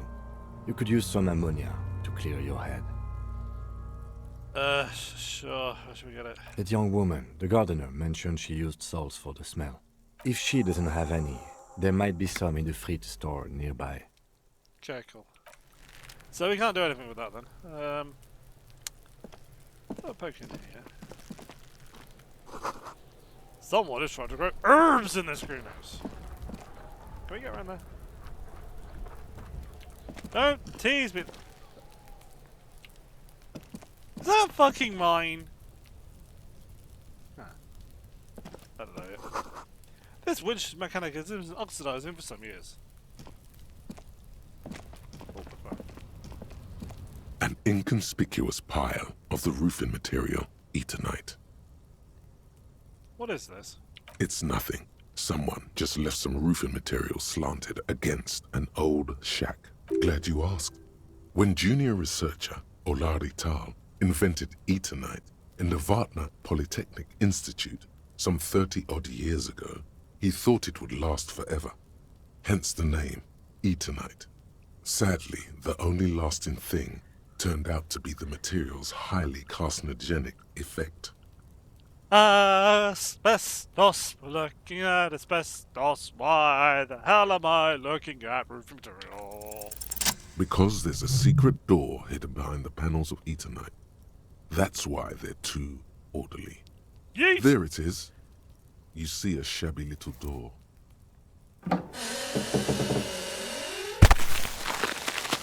Oh yeah! What is this then? A tool shed? Let's investigate. One moment. Do we go in there? Nay! Right, door.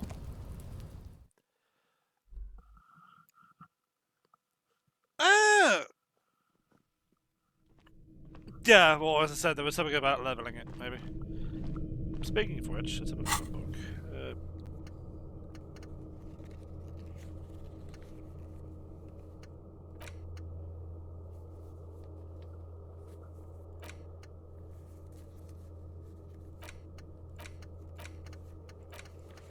Yeah, it's all that thing, yeah. So let's go over here. We got.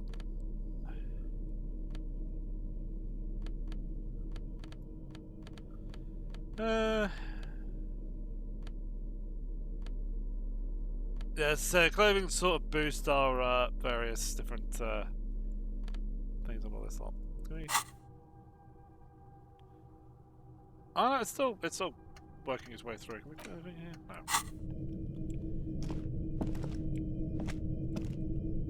No. Okay, we'll go in order. An empty tube of magnesium supplement. Magnesium supplement you rub on your chest to live a happy magnesium-rich life. Okay, cool. Silver plate with traces of bone yellow powder. Be still, my beating heart. It's amphetamine. Sweet amphetamine. The lieutenant isn't studying the powder in the mirror. He's studying you. There's a good, vague way to ask where he stands on drug use. Professionally, I mean. Someone's taking narcotics here. Perhaps we should interfere? Perhaps not. This is below our pay grade, detective. However... Points to the ladder in the corner. See that ladder there? It's probably another way into the industrial harbor, no? A secret path the local kids use. Get out of the way or get fucked up. Nice. Cured pig's head. Is that all I've got to say on that matter? Okay. No. Yes? Nothing.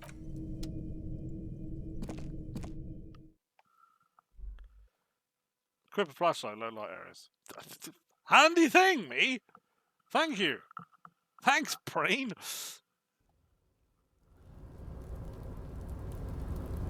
What's that sound?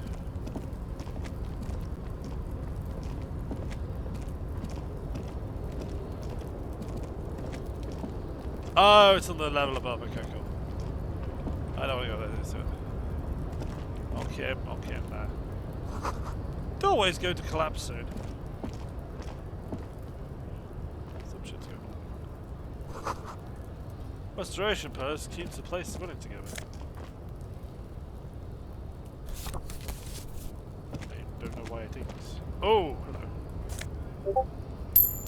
I've got $1! God! Lucky Oren. Sure.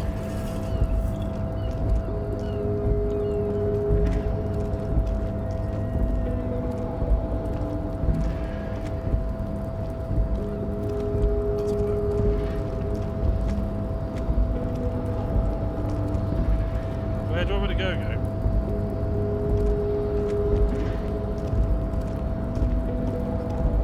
Looks like someone left his tarpaulin cloak hanging on the railing here.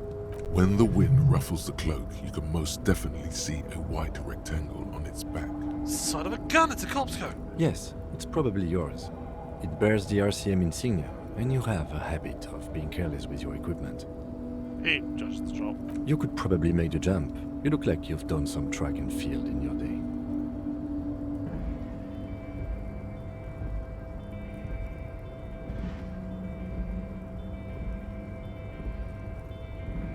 You really think this cloak is mine? Should I go for it? The cloak? I do think it's yours, yes. As to whether you should go for it? Well, it doesn't seem too dangerous. 2 meter stops. Whenever you're ready to do it, I'll be right behind you. The cloak looks like a bag of goodies floating in the wind. Who knows what its pockets may hide? I hate you, Kim.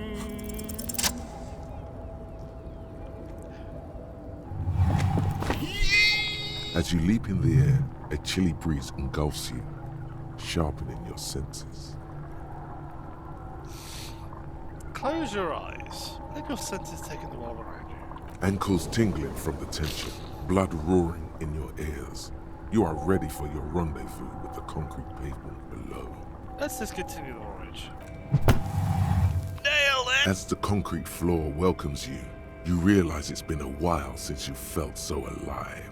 Alert, capable. Must be the adrenaline. I knew you could do it. My climbing down might not have been as disco as your jump, but at least we can explore the harbor now. Kim! With your feet firmly planted on the concrete, God the damn it. noise of the harbor rushes back in. This is mine now.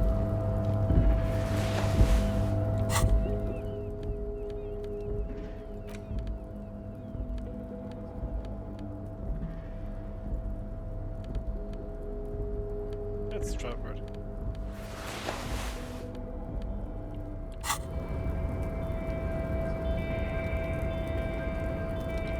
Can I get back?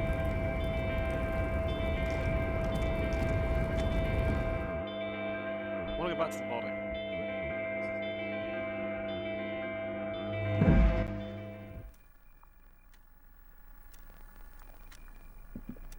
Wait a minute.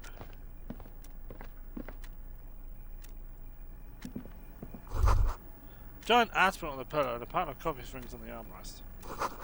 Someone's been habitually chilling next to the radio. Radio is emitting strange buzzing sounds. Someone's left the coffee machine on.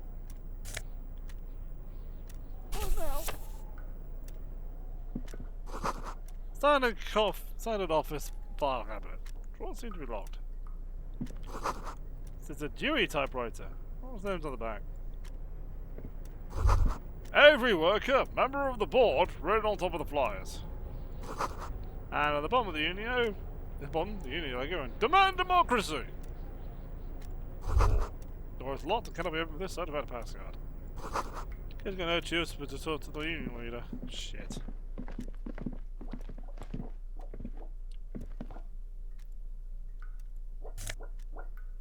Oh yeah! Oh yeah!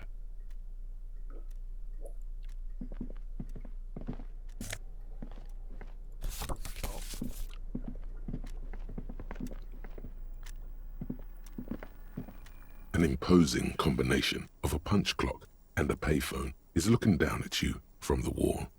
A note on the side says, "Tokens unavailable due to strike.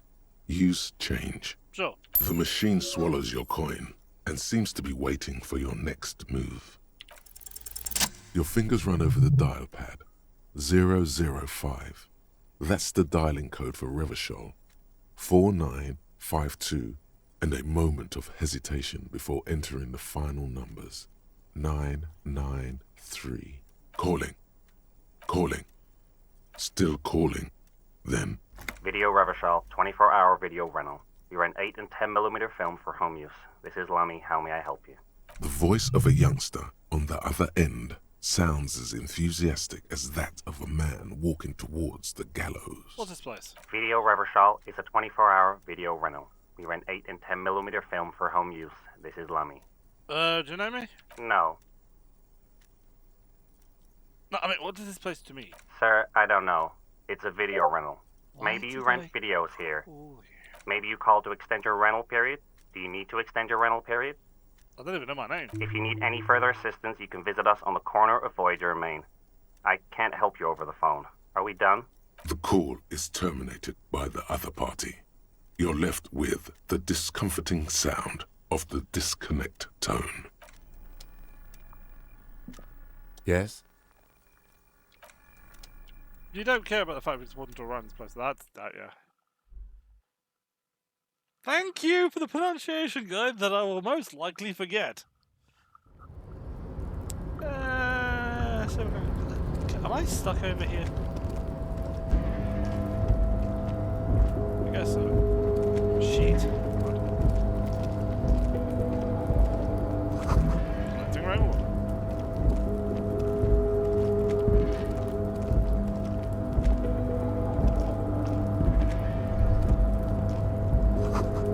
All around you, right machines in their twists. Silence. Ah, it's £3 worth of cigarette butts. You presented bottles of Commodore Red and potent prisoner. This is the night watchman's booth. The name on the door reads, René Arnaud. Listen, it's okay to take a few minutes to yourself. Sit down and have a breather. Okay, I'm gonna take a quick look inside. If you must. But please hurry. We are pretty easy to spot up here. Nothing incriminating catches your eye. The cabinets are clean and their sparse contents meticulously organized. There's a framed photograph on the table. Yoink. It's a black and white photo of a young couple out in a street fair. The man is young, dark-skinned, and dressed in a Royal Carabinieri uniform. The girl is smiling playfully at the camera. Why did you take that? Something about this man piques my interest. I think this could be a side thing. Fine. But let's move. I don't want to be seen snooping around here. The chair is not as austere as the rest of the booth. A thin grey pillow is attached to the seat, secured to the stiles by black ribbons. Stale air floods through your nostrils. Not a single mote of dust floats inside your lungs, though. The inside of the booth is immaculate. The drawers are empty, save for old timesheets and receipts. One small box, however, does hold some cheap painkillers. They are slightly out of date. Can you do about myself, please? I'm not here to tell you what to do, detective. Fuck you. Oh boy, where to start? Elevated risk of dementia, mini strokes, prophet's disease, sudden death, hair death, erectile malfunction, critical flatulence, watery blood, black mucus, uncontrollable weeping, increased sensitivity to la opera, inoperable joint disorder, total spinal collapse. Don't think about that. Quick, think about something else.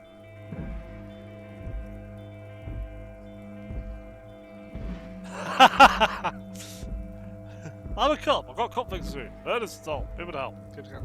The enormity of the case before you dwarfs the list of side effects. You can't even see the side effects anymore. They're nothing to you. You take the painkillers. They are yours now. You stand and Really?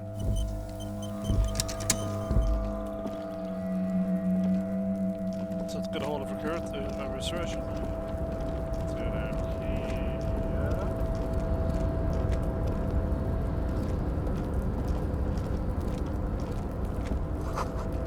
My pine trees printed on the screen covering. It's like the forest of the snow.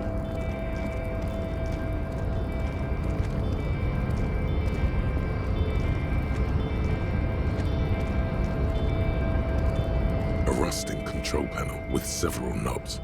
2 buttons marked Marche and Arrête are faded with use. It seems to control the large crane above. A container is attached to its hook block. Right, left? Allumer on, éteindre off. He didn't say that. Off. The crane stands tall, proud, erect, and still. On! With a loud grind, the crane shifts overhead, moving a massive metal container through the air.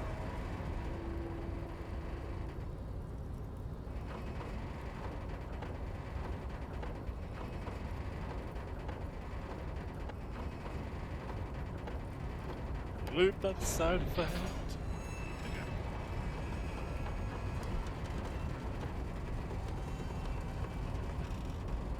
Ah! So it's put that down, okay.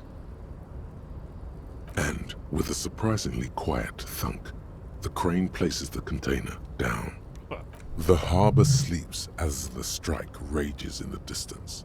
The crane can rest again, now that its purpose has been fulfilled. Its purpose? What do you mean? Moving this container, of course. For this purpose it was built. For this purpose it has acted. And now it will rest. Good crane. Best crane. I can't see how that was worth the wreckers, except for seeing the crane in action, which I admit was satisfying. Kim! Fucking tell. Right. That's what's in there. Disc! Oh. Plank! Money! 69! Nice. Oh.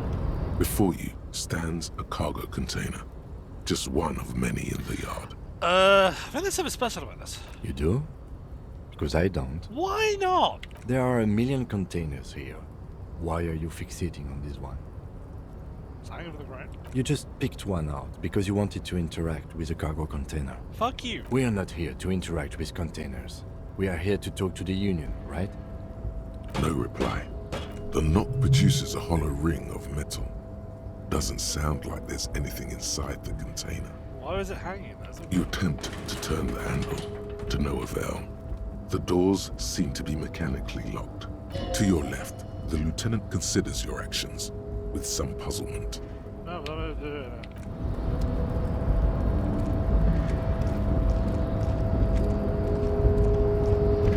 so, I saw some people over here.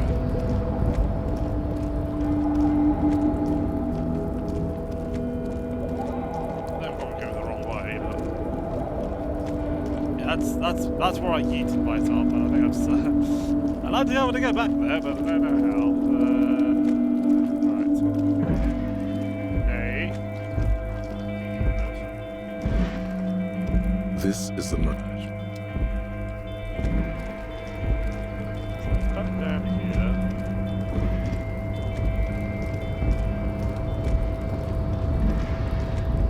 Let's go up around.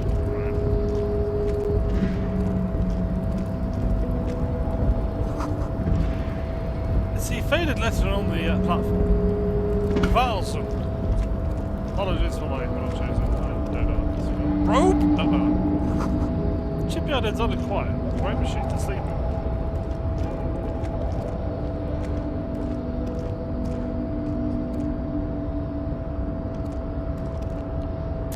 I see this. I see what hung him up. No work to organise for life. Speaking to our son, there's no work to organise for life. Industrial side filmers. Smells like burnt coffee. Bag of sounds on the weight of rain and snow. White waves on red. Container, container, I'll turn you nice and red. Container, container, put the logos on. The lyrics to this container song are being made up as he goes along. The accent is so thick, it's impossible not to notice he's Ubi, from the vanishing peninsula of Ubisund on Muindi.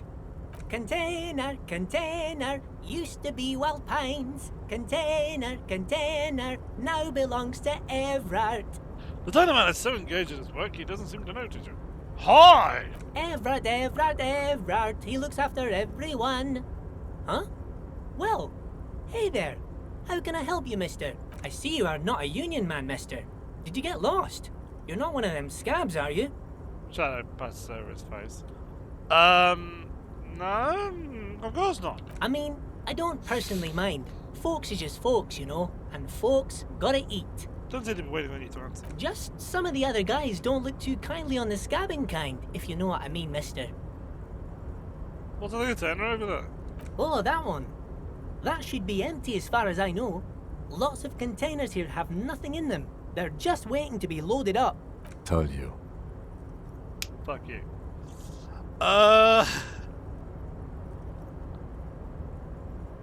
You're Ruby, right? Oh, yes. Born and raised in Irish, mister. Mum had to leave my dad after he got a bit violent. Took us here to the new world. I was about 10 then. Too old to lose my accent then. people say us Ubies are up to all sorts of trouble with sheep and other animals and whatnot. I just want you to know there was never any of that where I come from. No, sir. Those are just nasty rumors. As opposed to pleasant and kind rumors. Thank you for clarifying that, sir. Yeah. Same thing. What are you doing with them? Oh, I'm just making some covers for them containers here. Yes, I am. Yes, I am. So it's easier for the crane operators to spot them. What's going on here? The containers in the yard are green in Wild Pine's livery, and the mountains rising behind Leo is all red in Union colors. It's like some red infection was spreading outwards from the container yard's core. There appear to be cisterns underneath the Union container covers. Looks like a massive redecoration operation, Captain. Yes, they are hiding it from the inside. All the red containers have the Debarders Union logo on them. Leo, has anyone told you why you need to change the covers? No, not really. Mr. Everett doesn't tell me all the big things. Says I go and tell them to everyone. What's underneath them? Oh, I don't know, mister. They say it's some chemicals. Most of them have labels on them, I think. Thank you. Oh, no trouble at all, mister. No trouble at all. Do you work here? Yes, yes. Everybody needs a job, and this is mine. I'm Leonard, by the way. Leonard Bellick. But everyone calls me Leo. The little man raises his hand in a welcoming gesture. I'm like Mr. Everett's right-hand man when Mr. Edgar is out of town, and Mr. Edgar's right-hand man when Mr. Everett is away. Actually, Miss Beaufort is the right-hand man, but she's a lady. Who is this, Miss Beaufort? Luna? Who? A real pretty lady with a skin like those Douai Sucre candy bars my missus likes so much. Them are real nice to suckle on once the dinner is done and me and the missus sit down beside the radio. The candy's quite nice too. But I can't listen to the radio all the time. There's so much to do around here and I'm always busy keeping things running here. Yes, I am. Yes, I am. Slow down, slow down, slow down. Who's this Miss Beaufort you mentioned? Oh, Lizzie. She is a real sharp tool. Mr. Everett put her through some fancy school and everything, east of the river. 4 years she was gone, and when she came back, she was all fancy and lawyerly. Right. He respects that word. That's obvious. But she's a real nice girl. Grew up in this here neighborhood. Knows everybody and gets along with everyone. Real pillar of the community one day, I'm sure. Why am I here? If me missus and me was to have a child, I'd be real happy if she turned out like her. But she can't have kids. Dr. Lemaitre said so. And she knows about such things. Been a doctor for almost 50 years, she has. He sighs and falls silent, watching you meekly with his blue eyes. So Everett trained a lawyer named Miss Beaufort. Interesting. I think you're doing a great job, Randy. Yes, this place really seems to run like clockwork. Keep it up, Leo. The lieutenant smiles at the little man. Well, thanks a lot. Coming from you, it means a lot, really. You didn't think it was possible, but the smile becomes even wider. Sometimes I feel some of the guys don't really get how much I bust my ass for them here. But you guys are all right. Yeah, I'm looking for the leader of the Dogwash Union. Oh, you want Mr. Everett then? He's an awfully nice fellow, he is. Him and his brother are both nice fellows. They've lived their entire lives in this here neighborhood. He coughs and continues immediately. Guys like Mr. Everett and Mr. Edgar, his brother, are real good guys. Made Martinez what it is today. Mr. Everett and Mr. Edgar and I went to the same school we did when we were boys. Easy, easy. I just want to know where I can find him. Oh, Mr. Everett is where he always is. In his office, of course. Pointed to you two joint containers on your right. Alright, sure. Bye-bye now. If that's work. So he's in here. So we don't need to come over. Sneak out after it's gone to sleep. Okay.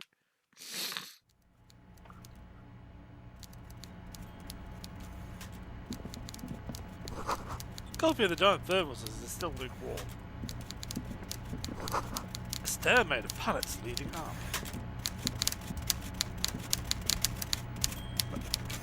Oh, I see.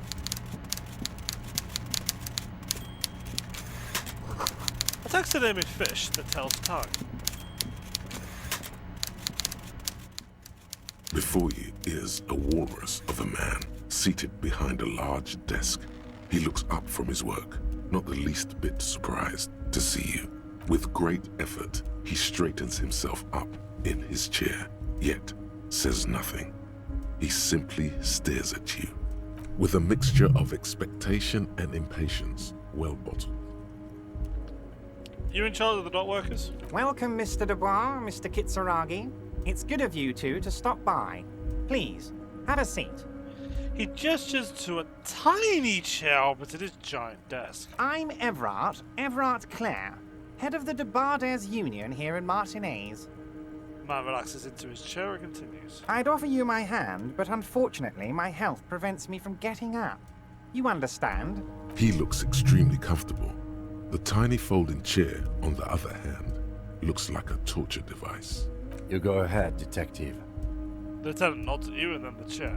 Whatever he has in store for you, it can't be good, he thinks. I'll do my best. Forget about that. What's with this Dubois stuff? You're getting some seriously bad vibes from that name. That's what he's saying. Excellent, Mr. Dubois. I can see that you're a reasonable man, and reasonable men can be of great use to one another.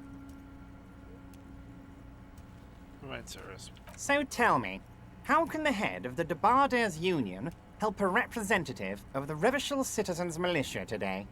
The chair you're sitting on has got to be the most uncomfortable chair in the world. It's violating your backside.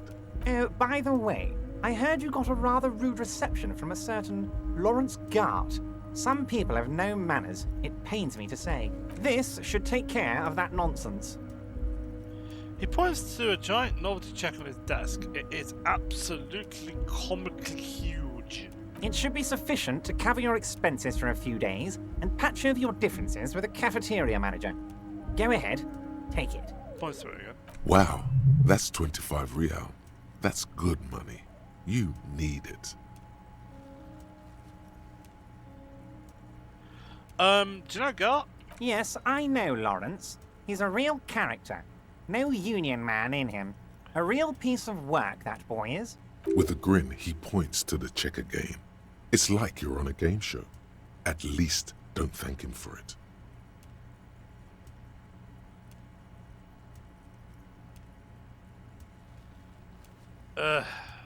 Keep it, I'm good. Okay. I respect a man with principles. No handouts, then. He crosses his arms on his ample midsection and sinks further into his chair. Now, I'd like to set your mind at ease about one other matter. Your lost gun. Let me assure you, Union people are on it as we speak.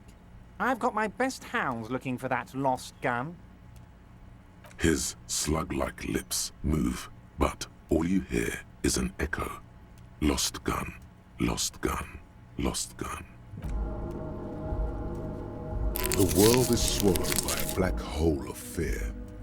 Only two words escape its gravitational pull. Lost and gun. Oh God, why didn't you think of this before? Cops have guns. Where's yours?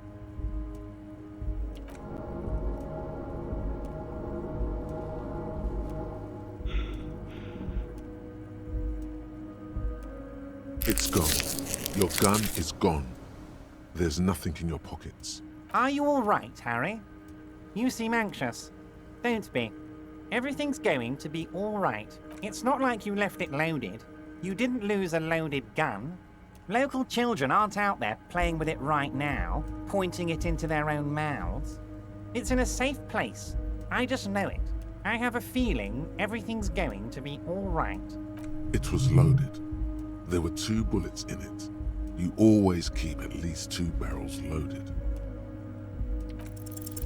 God, you're sweating. Your knee is jerking. You're about to cry, aren't you? You're about to cry because you lost your gun and those children are gonna shoot themselves with it. But I'm not about to fucking cry. Brain, you're not helping. Mr. Dubois, you don't look so good. What is this, Mr. Dubois? He keeps repeating. What is he trying to pull here? You need to cool the fuck down. Chill. Mr. Dubois! Mr. Dubois! Harry!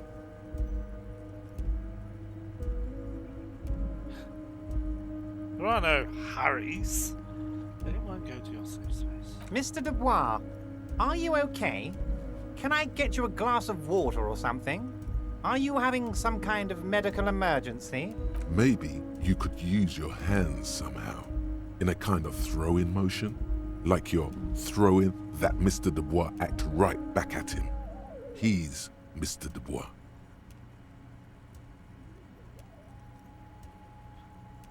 Actually, this chair is uncomfortable. Could use that glass of water. What an odd demonstration of... you got me, Harry. I don't even know what. As entertaining as it was, I'm afraid we're wasting our time. And I'm an extremely busy man, as I'm sure you are too. Okay, enough. We are here to ask you some questions pertaining to a murder investigation. Sorry about the dogs. Quick, here's your window. Get yourself together and ask him questions. Police officer questions. I wanted to talk about the hanging. Oh, of course. That's your main thing here. That's why you're in Martinez. I know everything that goes on around here, and I would love to discuss it with you. I mean, it's no secret that the lynching is connected to the strike.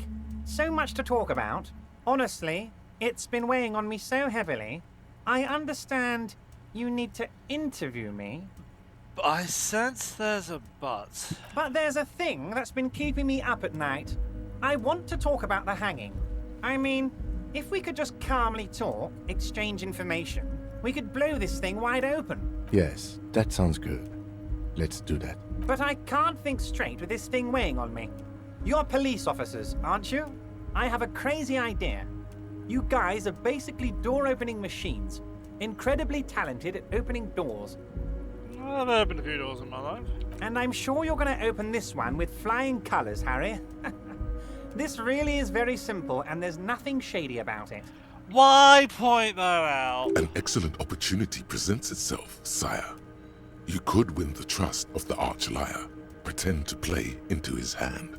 Then, should you wish, bend his efforts towards your own. Why don't you just open it yourself? Harry, I'm a very busy man, and more importantly, I don't have that extraordinary physique you do. You look like you could run around all day. You want to send someone a message that the police are working for you. I repeat, I'm a very, very busy man, Mr. Kitsuragi, and therefore I must occasionally enlist outside help. So what will it be, Harry? Whose door is it? Oh, no one's. It's just a weasel. A weasel lives there. Nothing for you to worry about. What do you mean by weasel? A loud blabbering weasel. When weasels feel no one is watching, they start acting foolishly. He removes his glasses and rubs his nose. Just go there, unlock the door, and leave it open. It's been such a burden on me, Harry. I just want this to be over so I can discuss business with you. He puts his glasses back on.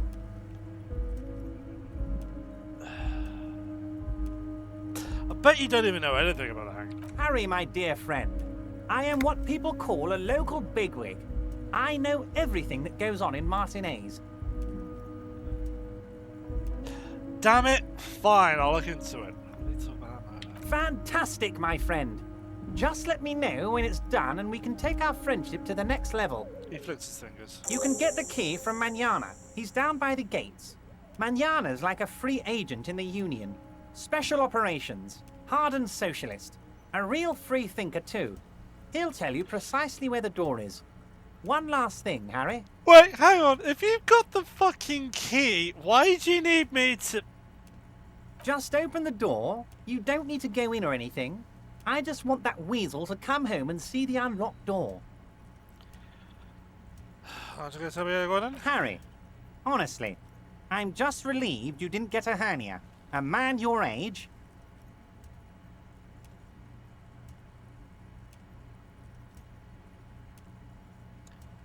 The big man peers at you over the rims of his glasses for a moment, then interlaces his fingers and rests his chin on his hands. Anyway, I assure you, I am a very well-informed man. Information reaches me before I even get the chance to request it. What's in the container that's outside your office? My dear Harry, there are literally millions of containers in this harbour. I couldn't possibly remember what's in all of them. There's something special about it. It was attached to the Clavosil crate. Harry, you smooth-talking son of a bitch. Time is a precious resource, and I don't have enough of it to count containers with you. Smooth talking. Maybe that's the way to go about opening the container. You should at least try convincing it. Fuck you, brain! Call me Mrs. Dubois. Why? Of course. Let us dispatch with the formalities. You call me Everard, I call you Harry. It really is my name. My God, so it's true. I didn't want to believe it, but you are a fantastic science fiction amnesiac cop, aren't you? What are the odds of that? He shrugs with a late expression. I think the odds of that are very low. Fuck you. It might be a good idea to hide your confusion. I mean, see what his game is first. I'm just testing you, that's all. So good to hear that, Harry. Apparently my sources were wrong. However, if you did have a spot of memory trouble, I could help you out with my big fat folder. Words flow like a river of honey from his lips. I guess word has already reached him. No matter. No harm done. It's just a brown folder. You can't make out what's written on it. Are you trying to tell me you've gotten hold of some of our documents? The lieutenant inspects Everard over his spectacles. Mr. Kitsuragi, would you mind? Me and Harry are talking about his lost identity right now. Don't just jump to the folder. That's not smart. Shows you're on the edge. Do some probing first. You want to tell me where you got that? Ah, this? My friends in your organization gave it to me, Harry. This translates into, haha, you guys are so corrupt. I find that very suspicious. May I have a look? I'm afraid this is meant for Union eyes only, Mr. Kitsuragi. I'm sure you understand. Please continue, Harry. Do you know where I live? But of course, Harry. Your precinct is the 41st and you live in Jamrock. You're a Jamrock boy. A long way from home, but that's okay. He doesn't really seem to know any more about it.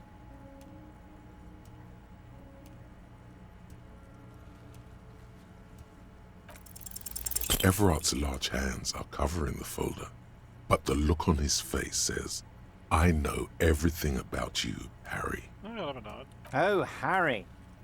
Oh, wow. This is really... I'm sure it's not that bad. At worst, he has an old RCM folder, and I very much doubt even that.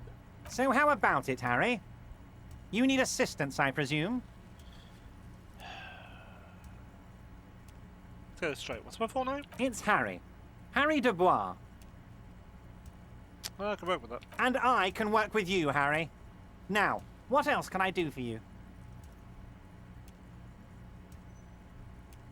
What kind of cop does it say? Well, Harry, if I were to sum you up in one word, it would be apologetic. I'm sorry? Yes. You seem to be. A lot of the time. But right now, there's no reason to be. Let loose a little. Be you. He's probably just making a guess based on your recent activity in Martinez. Do you know anything about my family? Do I have kids or wife? Or... Family? Harry, you're not a family man. There's not one peep of family in here. Unless you think you're a family man. Do you strike yourself as a family man, Harry? Alright, fuck you then. Family, Harry, is the most important thing in the world. He glances lovingly at the framed photo in front of him. Of course, Harry, of course. Let's not linger on personal details and amnesia. You wanted something from me. This project's gonna burn through the rest of my shit, but let's talk about the gun. Yes, your lost gun. My best men are on it. They're turning every stone, searching every playground. Your gun will be found, Harry.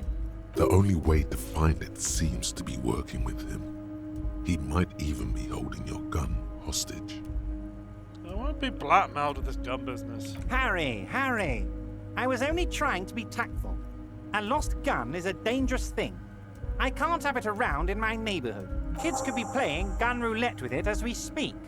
Teenage gangs could be arming themselves. Get a hold of yourself, Harry. I assure you, we are working on locating the missing sidearm as well.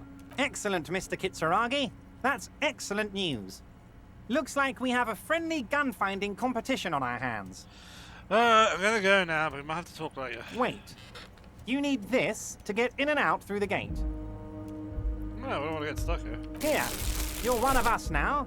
A real red and white Union man. Take care, Harry.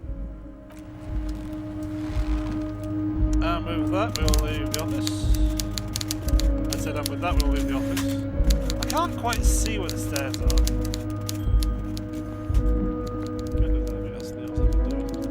Sorry. Nice. Leave.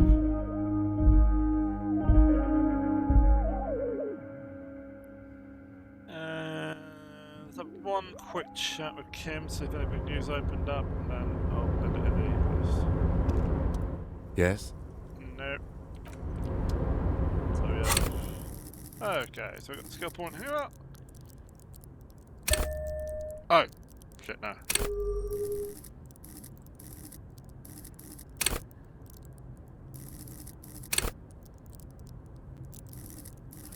So these all seem to be very important when it comes up during conversations. You see them pop up every now and again. The higher they are, the more likely the check will pop. Let's level up.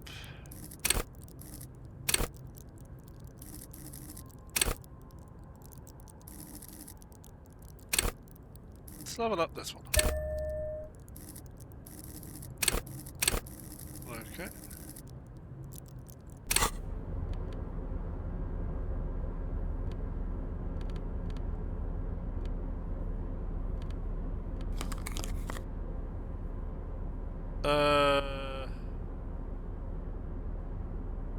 Sure.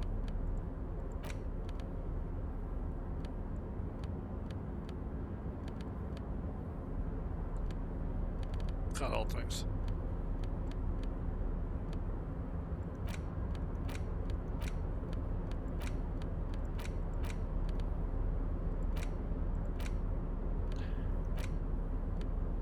Is it a drop up?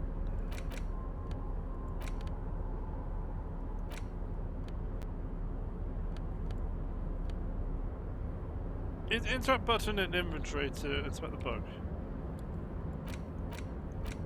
Not working.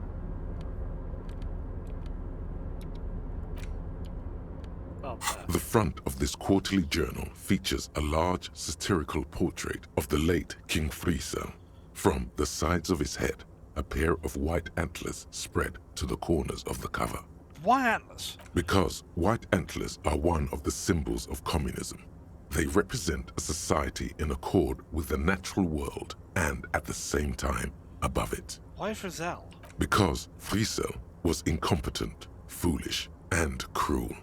In short, the embodiment of everything the communards wished to overthrow. It's satire, you see. Oh, let's have a look though. To your disappointment, there aren't any full-color pictures to direct your attention. Just column after column of closely set text, interrupted occasionally by little doodles in black and white. After rifling the pages with your thumb several times, you return to the table of contents. The magazine is divided into several sections: international developments, Kunst und Kultur, and local concerns. Just inside the cover, there's also an editor's note. Comrade, as you know, this journal takes its name from Mazov's immortal expression, du cristal à la fumée. This was his way of describing the way the rigid, crystalline structures of capitalist ideology turn to smoke under communism. But, like the structures of capitalist ideology, we too are at risk of going à la fumée. Unlike many publications which are content to spoon-feed their readers reassuring drivel, La Fumée is committed to telling the radical truth, even when that truth may drive away potential subscribers. Huh. Only 4 issues in, and it sounds like they're already alienated their readership. So please, if you value our radical Mazovian perspective on contemporary politics, culture, and international affairs, please consider subscribing today. Yours in struggle, the editors. Okay, this is a communist magazine. What do you expect? It was laying around the office of the Debarders Union. They're probably bankrolling the thing. You flip back to the front of the magazine. The table of contents unfolds before you. Let's catch up on international developments. This section includes a long, tedious critique of the latest round of free trade negotiations between the EPIS nations and the Free State of Semenine. You also skip over an article about heavy fuel oil smuggling along the Messina border, something about bear wrestling in Samara, book riots in Yugograd. Whoa. Bear wrestling. Flip back to that. Alright. It seems to be part of a new public fitness initiative in the People's Republic of Samara, SRV, devised and promoted by none other than President Kanajinsky himself.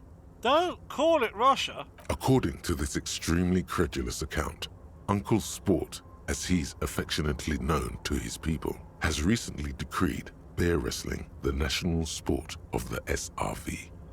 Hang on, tell me more about this Uncle Sport. Based on the description in this article, he appears to be an extremely competent and democratically elected president.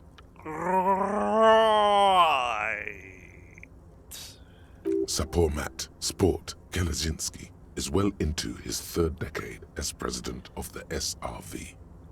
Outside Samara, he's known for three things: brutal repression of internal dissent, monumental corruption, and a near pathological obsession with physical fitness. Right you are then! Let's go back to the bear wrestling. It's quite straightforward. A standard match features one man, or in some cases woman, against one bear. Two competitors, one ring, 5 rounds, or until incapacitation.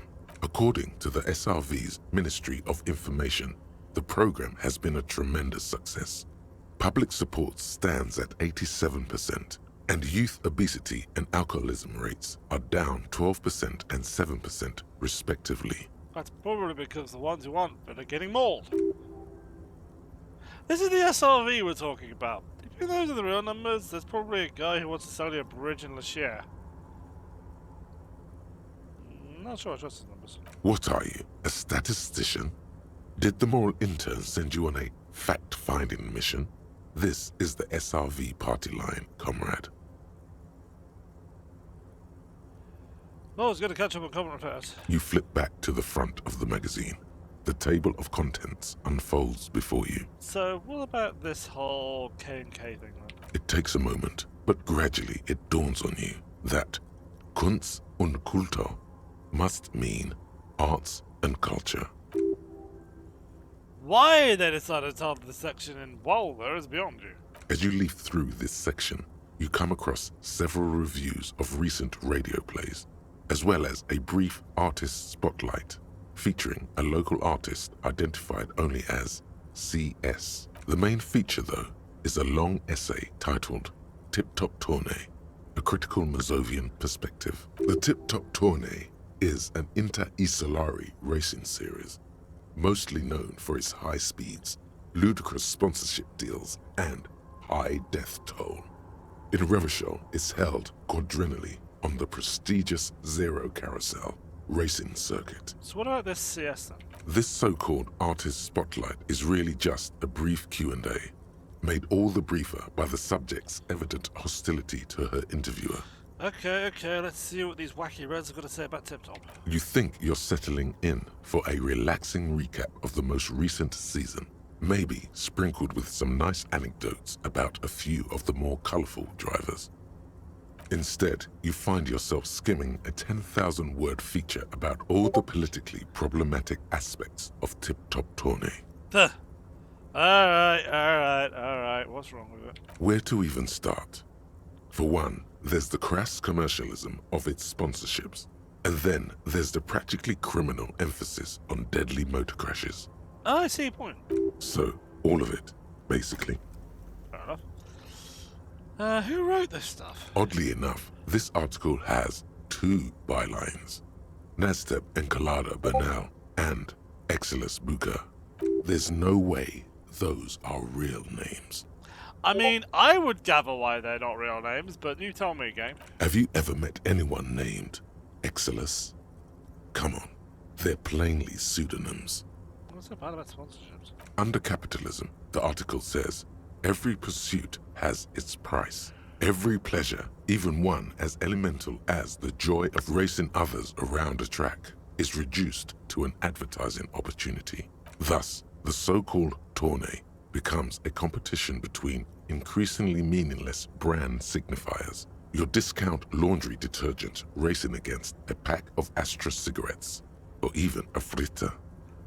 I mean, you look at that, and I'm guessing they're sort of parodying Formula 1, and they're not quite off. Not quite off, though, are they?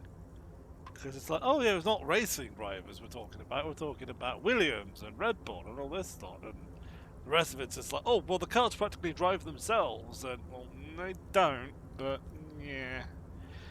Anyway, but you do get to see them crash. And that precisely is what's problematic about it.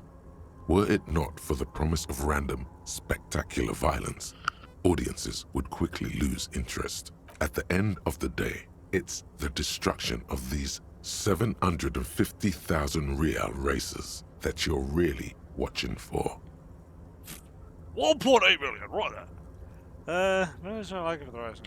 Sure, you think that, but subconsciously, it's the visions of brand names being engulfed in flames that you crave. I guess I don't really thought about that much. That's because you haven't been reading critically. But don't worry. The whole point of these sorts of articles is to let someone else read critically for you. And that is why there's a lot of things you can unpack from that statement, but yeah. Hey Kim, this article says that nobody watches Tip Top Tourney for the races. Oh, come on. Can this article read your mind? Guess not. Well, there you have it. No reason to get hung up on the pretentious ramblings of a few young men. Kim Kisaragi has never been on Twitter. Oh boy. Sorry. Yeah, just that bit. If I had to wager, I'd say they've never even seen the inside of a motor, much less a motor race. I take whatever they write with a large grain of salt. You flip back to the front of the magazine. The table of contents unfolds before you. It's all about local concerns, Anna. Unsurprisingly, much of this section is taken up with articles declaring unqualified support for the dock workers' strike. You skim the headlines. Paint the harbor red and white. Martinez tames the wild pines. A city in revolt. First we take Martinez, then we take La Delta. I'm just going to circle the guy over here. I don't know if you can see the mouse cursor or not, but yeah. Finally, there's a brief article by the writer, G. Martin, accusing the owner of the Capeside Apartments of illegally attempting to evict certain communist tenants simply for not having paid their rent. What's that to do with me? The eternal problem, according to G. Martin, is that under capitalism, the worker is rendered incapable of perceiving their own agency or lack thereof. Thus, they tend to experience their own oppression as though it were happening to somebody else. You flip back to the front of the magazine. The table of contents unfolds before you. We put it away. Hey, we'll see what we're